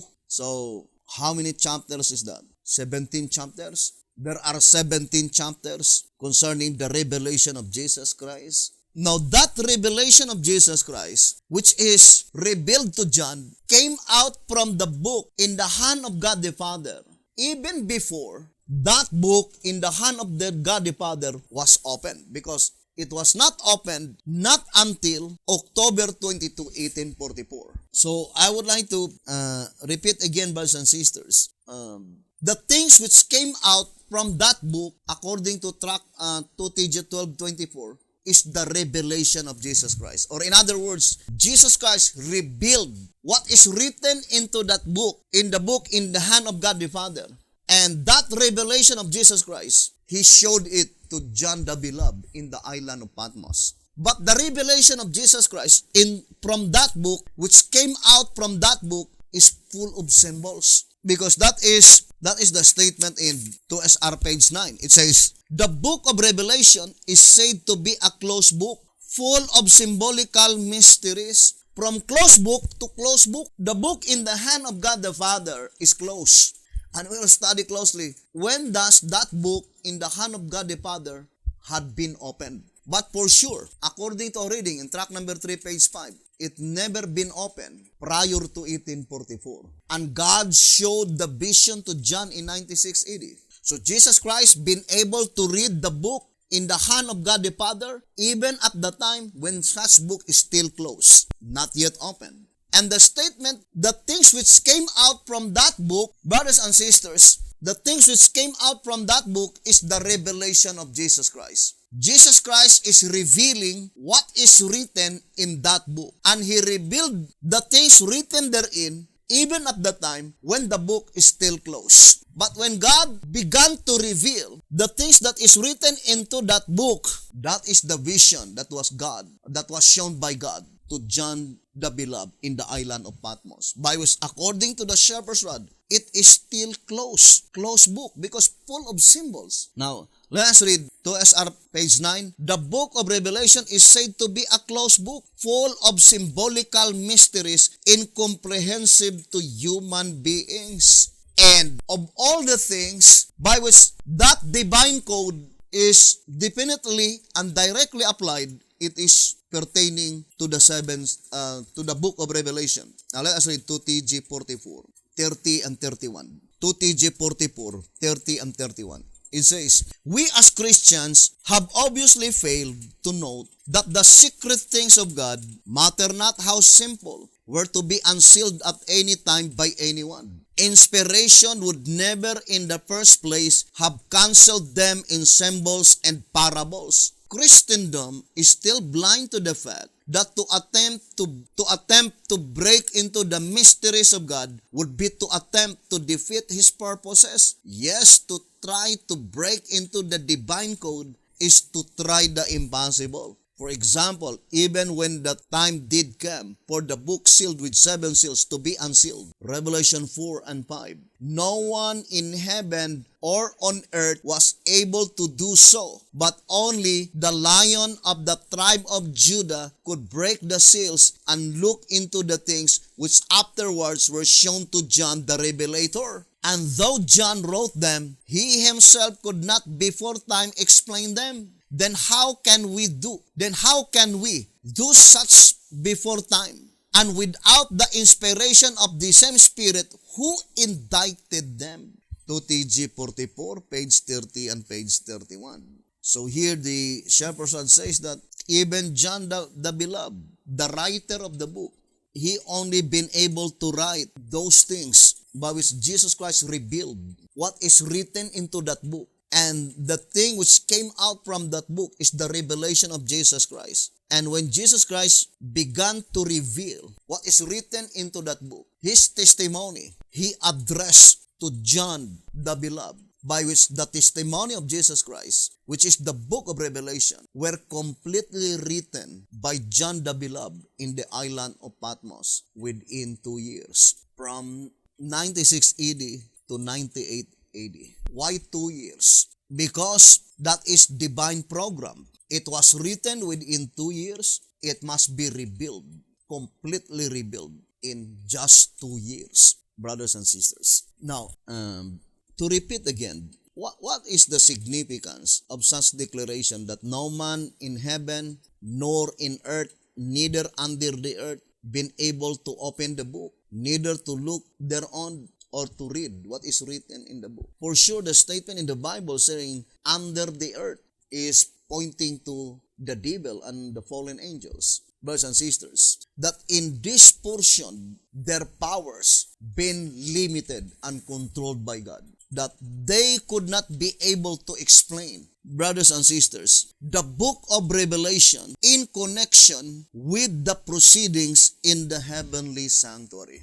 This statement in 2TG 24 page 16, saying, "Are not these tests strong enough to convince any of you that the secret things of God, such as the cancelled prophecies, are not disclosed by finite men? No, not by the devil either. That when God wants a thing to be a secret, it remains cancelled until He Himself reveals it. Then when it is revealed, all are to know that God Himself is at work." Now, that is guaranteed by God. No man in heaven, nor in earth, neither under the earth, can be able to open the book, neither to read. Even the book is, I would like to use the term, partially open, but even the things that was opened, they cannot read it. And even at the time when it is read, they cannot explain it. By which the shepherd's rod is plainly telling that if such thing, someone been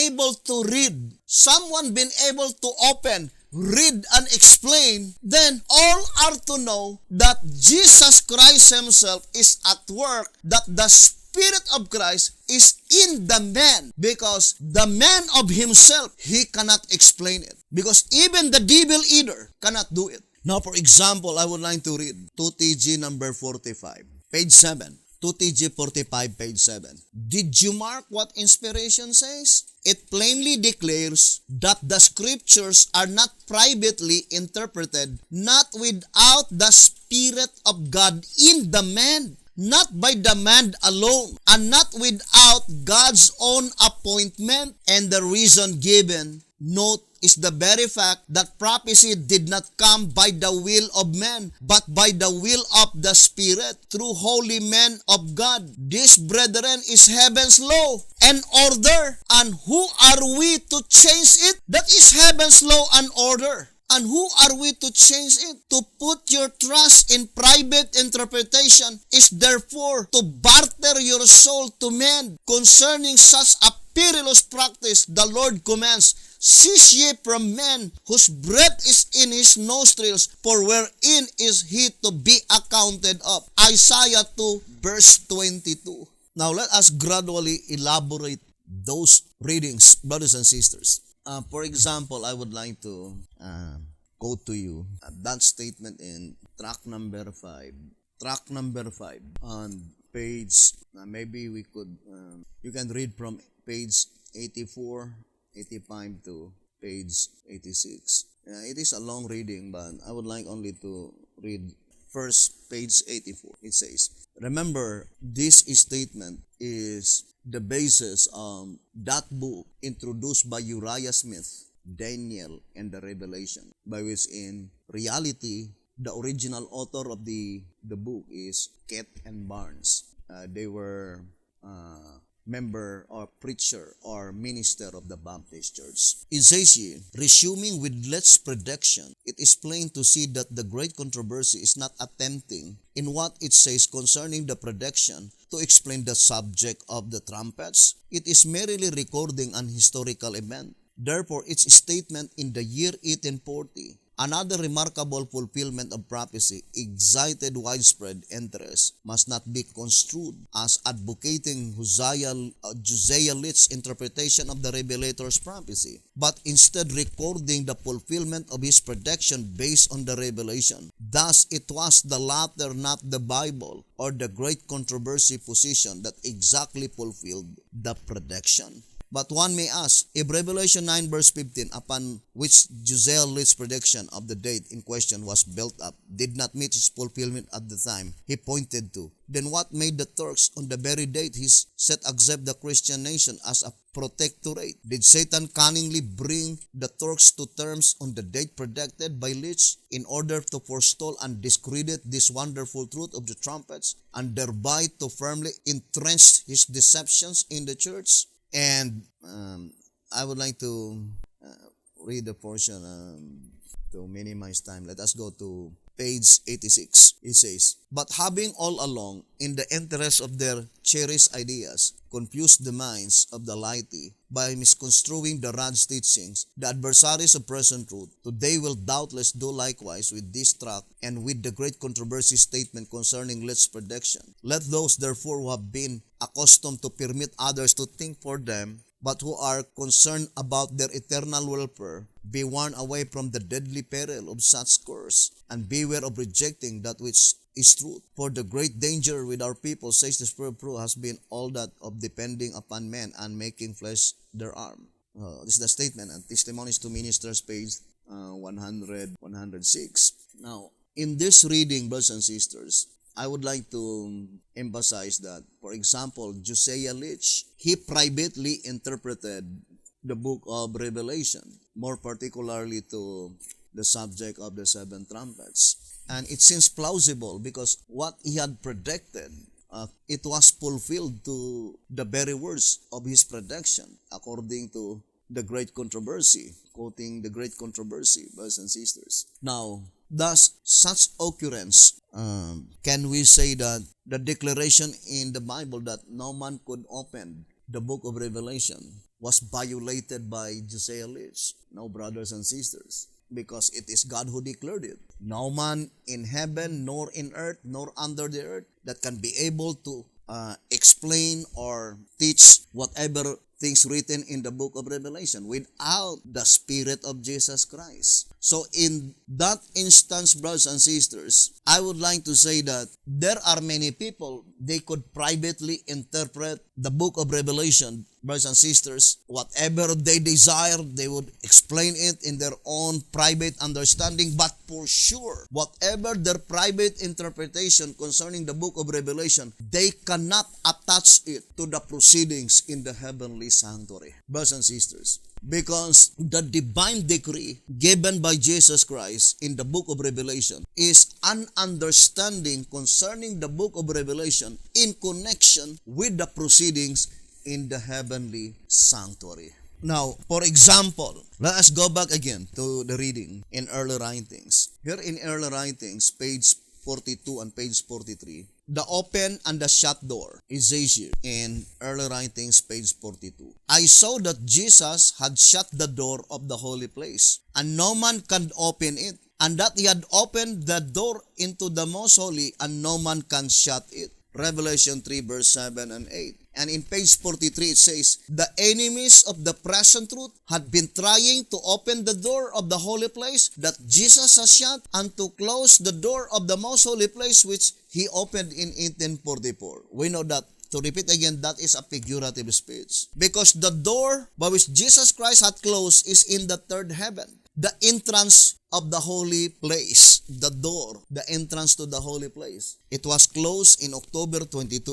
1844. And then the entrance to the most holy place, it was open. And the entire sanctuary became most holy place. So it could not be literally. But Sister White says that I saw the enemies, which is Satan, is trying to open the entrance of the holy place. Cannot be construed that it is literally Satan was there. Because in 31 AD, Satan is no longer allowed to enter into heaven. So what does it mean that Satan is trying to open the door that was closed in the holy place? Can be easily understood that Satan is trying at the utmost of his ability that he could do something, he could explain something, brothers and sisters, what is going on in the holy place, or whether he will explain what happened in 1844 backwards, or to explain from 1844 onwards, even to invent a story. The devil had not been able, my dear brothers and sisters. So, to repeat again, brothers and sisters, there are many people engaged in private interpretation concerning the book of Revelation. But the absolute fact is that they could not attach it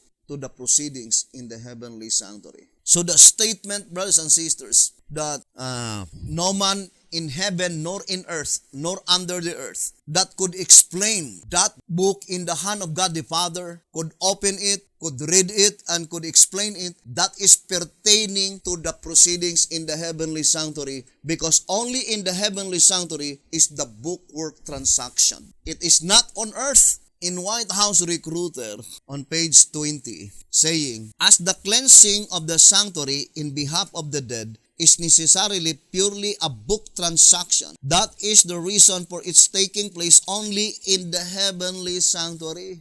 So the bookwork transaction takes place only in the heavenly sanctuary. So that book, brothers and sisters, or that books in the heaven, it is only in the heavenly sanctuary. And through the book of Revelation, brothers and sisters, through the symbolization of the book of Revelation that was shown by God to John the Beloved in the island of Patmos, that is the complete revelation of the proceedings in the heavenly sanctuary. And it is explained on track number 15. Let me read to you. Track number 15 on page 13. Track number 15, page 13. Both seers distinctly declare that the events which they saw was the judgment. The difference between the two scenes is that Daniel was led to look into the sanctuary while preparations were being made for the judgment to convene, whereas John was led to look into the sanctuary after the judgment had been set up. In fact, John not only saw the judgment in progress, but he saw the whole proceeding from start to finish. Track number 15, page 13. So the entire book of Revelation is a revelation of the entire proceedings in the heavenly sanctuary. That is very plain, brothers and sisters, right? And what would you think? The revelation will be unfolded after probation closes. So to repeat again, brothers and sisters, according to our reading in track number 15, page 13, the book of Revelation is a revelation of the entire proceedings in the heavenly sanctuary from start to finish. But for sure, John the Revelator had not been able to explain them according to 2 TG 44:30-31. He had been able to write all of them through symbols, and the entire symbolization of the book of Revelation, complete unfoldment of the entire proceedings in the heavenly sanctuary. And that is the reason, brothers and sisters, that the Shepherd's Rod plainly telling us here in 1 TG number 51, page 5 and 6, it says, if the church is not commensurably growing and expanding, then how can she be a living church? And how can she keep up with the signs of the times and with the progress in the sanctuary above? Think it thoroughly, brothers and sisters. It says here that if the church is not commensurably growing and expanding, then how can she be a living church? And how can she keep up with the signs of the times and with the progress in the sanctuary above? Remember, brethren, we read several times that the main prophetic event, whether it is the 7 seals or the 7 trumpets, it takes place in heaven. It says here in track number 5, page 34, in the main, however, the trumpets and the seals portray an event which is future from John's time and which takes place in heaven. So the main prophetic event takes place in heaven. The things that takes place on earth is only the kindred events, the related events, by which some are contributory and some are consequent to the main prophetic event. Track number 5, page 34. So when we will be studying the 7 seals, we will be studying the revelation of Jesus Christ. What is the revelation of Jesus Christ? The revelation of the plan of redemption, brothers and sisters. So, the plan of redemption in 2SR 187, it says, in sanctuary construction and service, the plan of salvation is revealed. 2SR 187.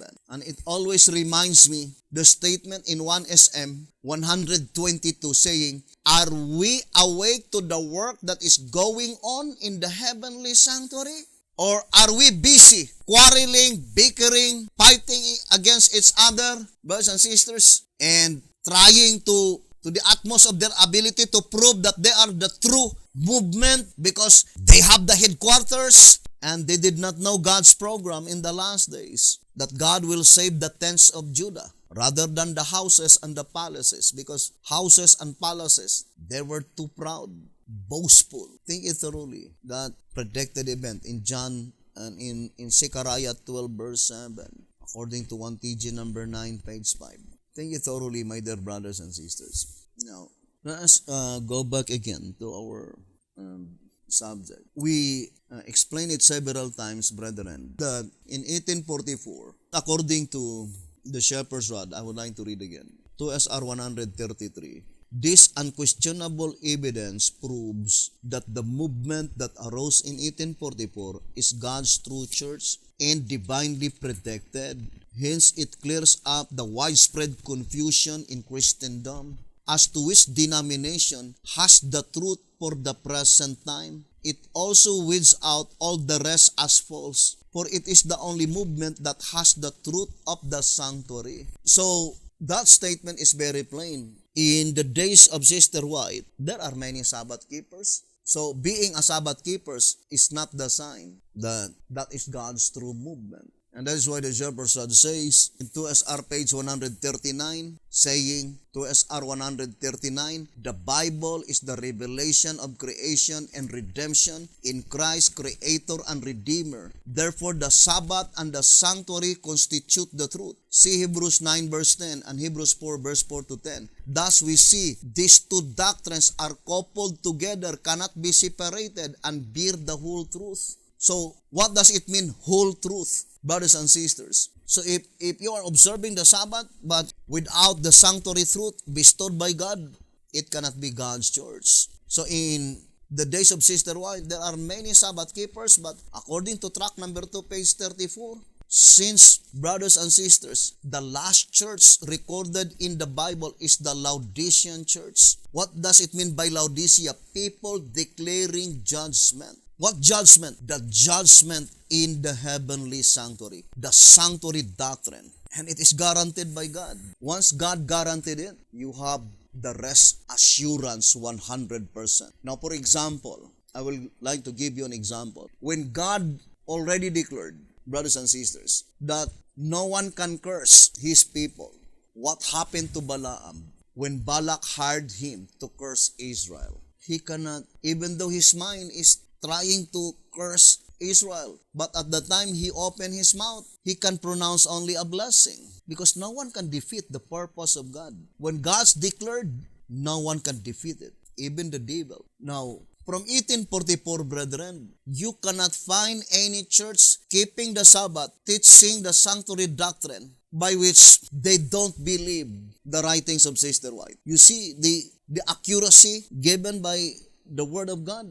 You have Assemblies of Yahweh. I think Assemblies of Yahweh, more or less, there were at least more than 10 different movements. We have the Church of God, also Sabbath keepers, different movements. We have the Zionists, brothers and sisters, and with many other Sabbath keepers who don't believe the writings of Sister White. They never teach and not been able to touch the sanctuary doctrine. Christ's ministration in the heavenly sanctuary. Not even one among them. And the only Sabbath keepers that teaching the sanctuary doctrine are the Sabbath keepers by which they believe the writings of Sister White. Or in other words, the only information that you could have concerning the sanctuary doctrine is the gift of prophecy manifested to Sister White. Now, how about in the judgment that pertains to the living? This vision of Sister White, let me read to you here in Bible commentary.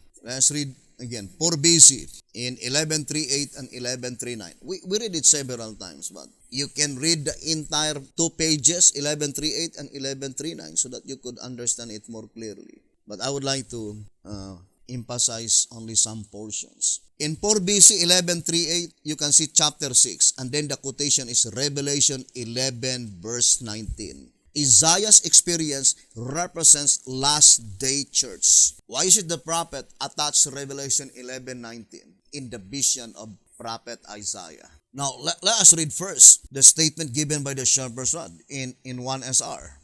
1TG rather. 1TG number 27, page 8. It says here, since this message announces that the great and dreadful day of the Lord is at hand, that the judgment for the living is about to begin, and since Isaiah the prophet was given a vision of the Lord's moving into his temple, for this judicial work, what do judicial work mention here? The judgment for the living. So Isaiah chapter 6 is pertaining to the judgment for the living. Now let us read again. It says, since this message announces that the great and dreadful day of the Lord is at hand, that the judgment for the living is about to begin. Brethren, this statement in reality cannot be applied in the days of Betty Hunter.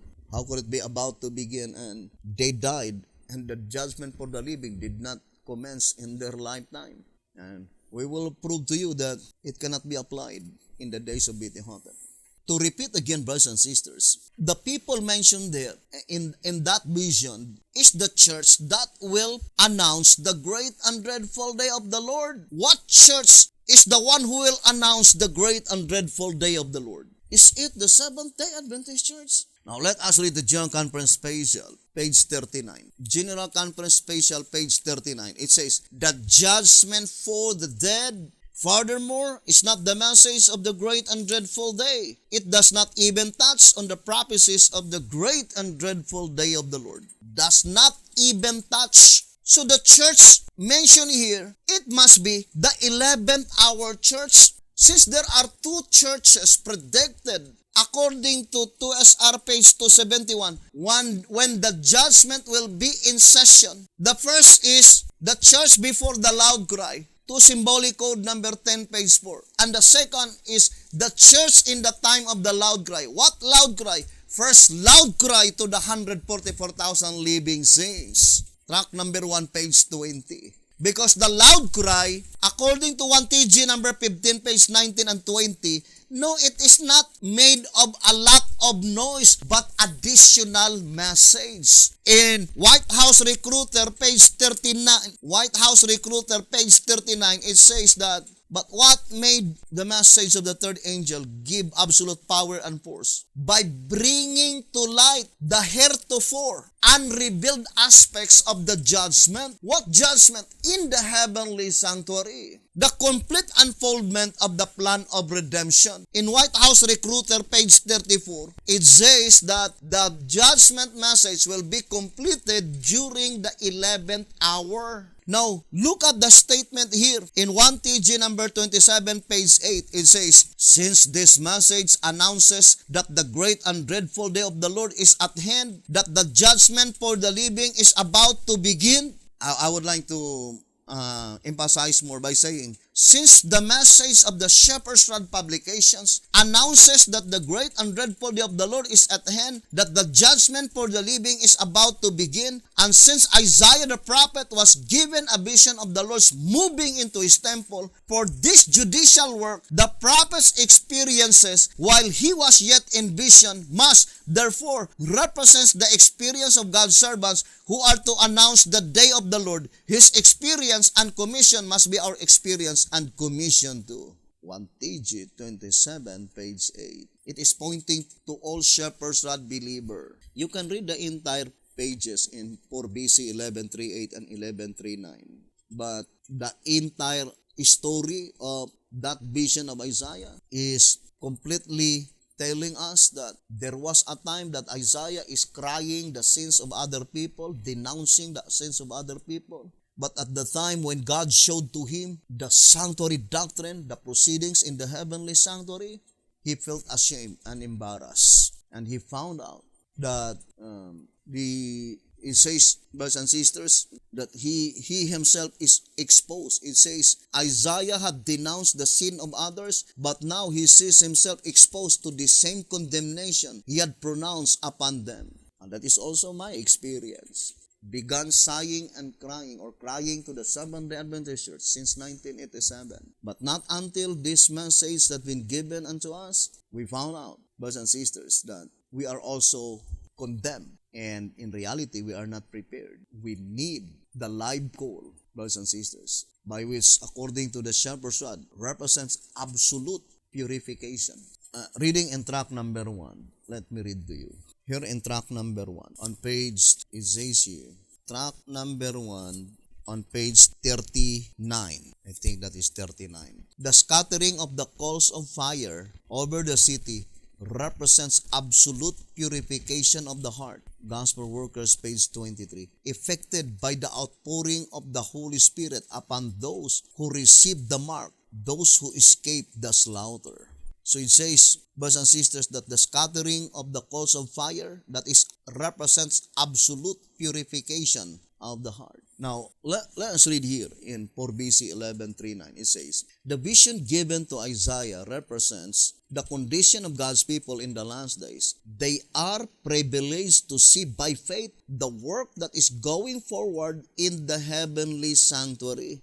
And then the quotation is Revelation 11:19. And the temple of God was opened in heaven, and there was seen in his temple the ark of his testament. As they look by faith into the Holy of Holies and see the work of Christ in the heavenly sanctuary, they perceive that they are a people of unclean lips, a people whose lips have often spoken vanity, and whose talents have not been sanctified and employed to the glory of God. Well, may they despair as they contrast their own weakness and unworthiness with the purity and loveliness of the glorious character of Christ. But if they, like Isaiah, will receive the impression the Lord designs that shall be made upon the heart, if they will humble their souls before God, there is hope for them. The bow of promise is above the throne, and the work done for Isaiah will be performed in them. God will respond to the petitions coming from the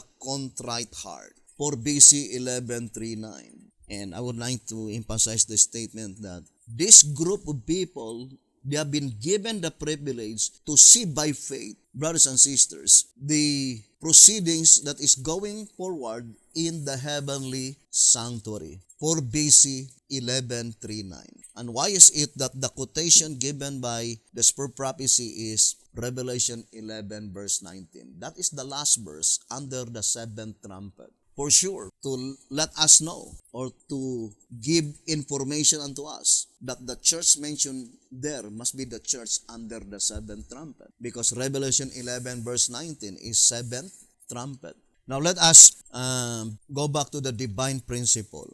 Track number 5, page 34. Page 32 rather. This basic truth that each period of destruction follows only after a corresponding period of sealing is corroborated by the fact that the symbolical locust which came up at the sounding of the fifth trumpet hurt only those men which had not the seal of God in their foreheads. All this shows not only that each trumpet follows its sealing period, but also that the nature of the trumpets reveals the punishment of those who failed to receive the seal in their particular periods. And in page 35, it says, naturally, page 35, track number 5, naturally, then, the first seal must precede the first trumpet, the second seal, the second trumpet, and so on, like the needle and the shuttle, rather than that all 7 seals must precede all 7 trumpets. Now, let us analyze this statement. The voice of inspiration says that the divine principle, each trumpet must be in the last part of each seal.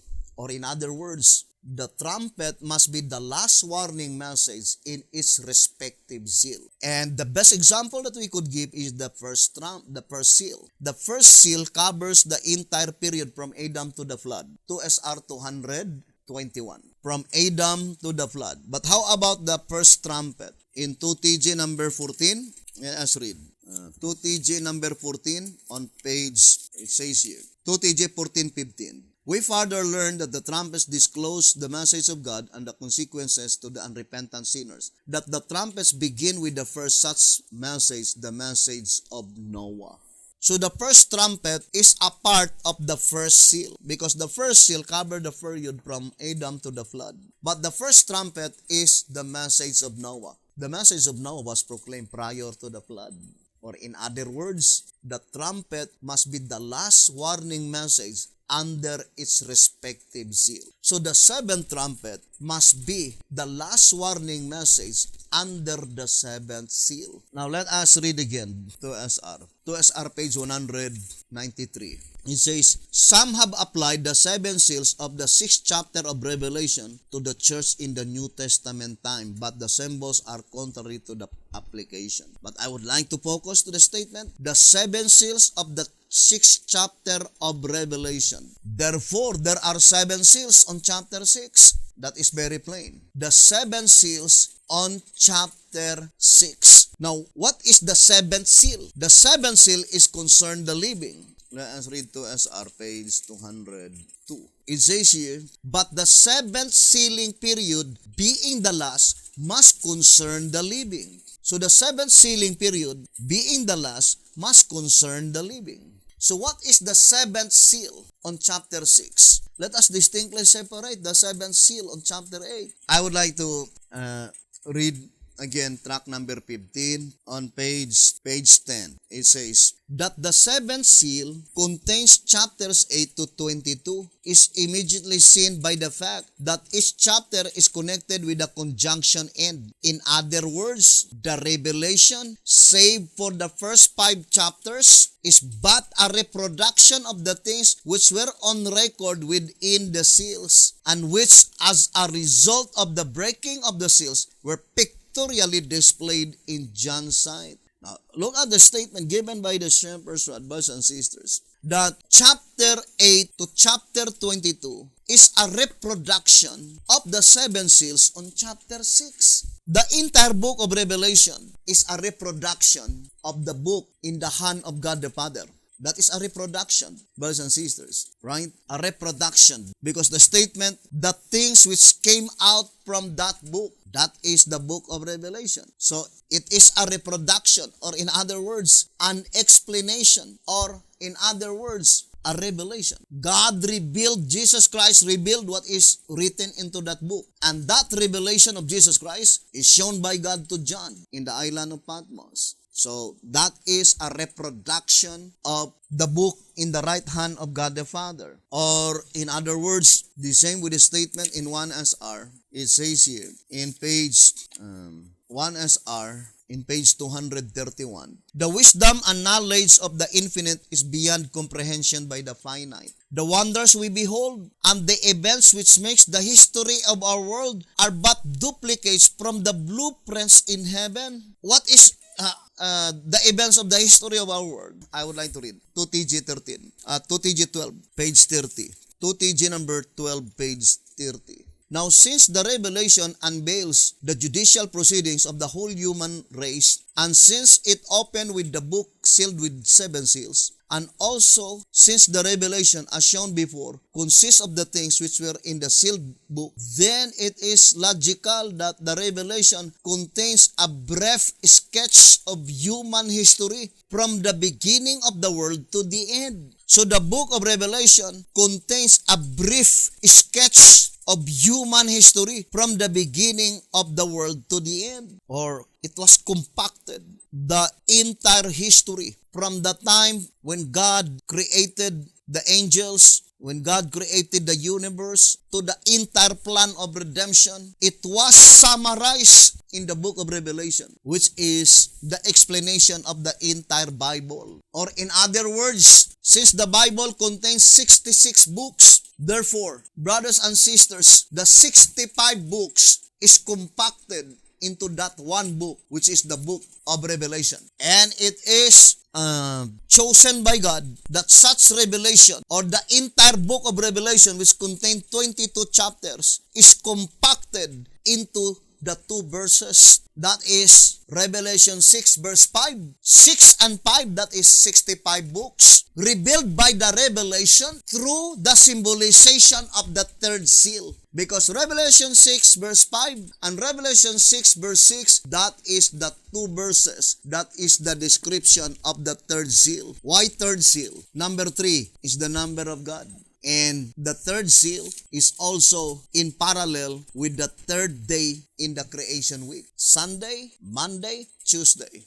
If you will look at Monday, Sunday, Monday, Tuesday, Wednesday, Thursday, Friday, Saturday, only Tuesday contains 7 letters, meaning completeness. Only Tuesday, brothers and sisters, which is spelled 7 letters. Now, I would like to read again the statement. It says here in 1SR 231, the wisdom and knowledge of the infinite is beyond comprehension by the finite. The wonders we behold and the events which makes the history of our world. So how does the history of our world have been written? Through the book of Revelation. The book of Revelation is a brief sketch, according to 2TG 12:30, It says, the revelation contains a brief sketch of human history from the beginning of the world to the end, 2 TJ 12:30. And this brief sketch, according to this reading, are but duplicates from the blueprints in heaven. It is only a duplicate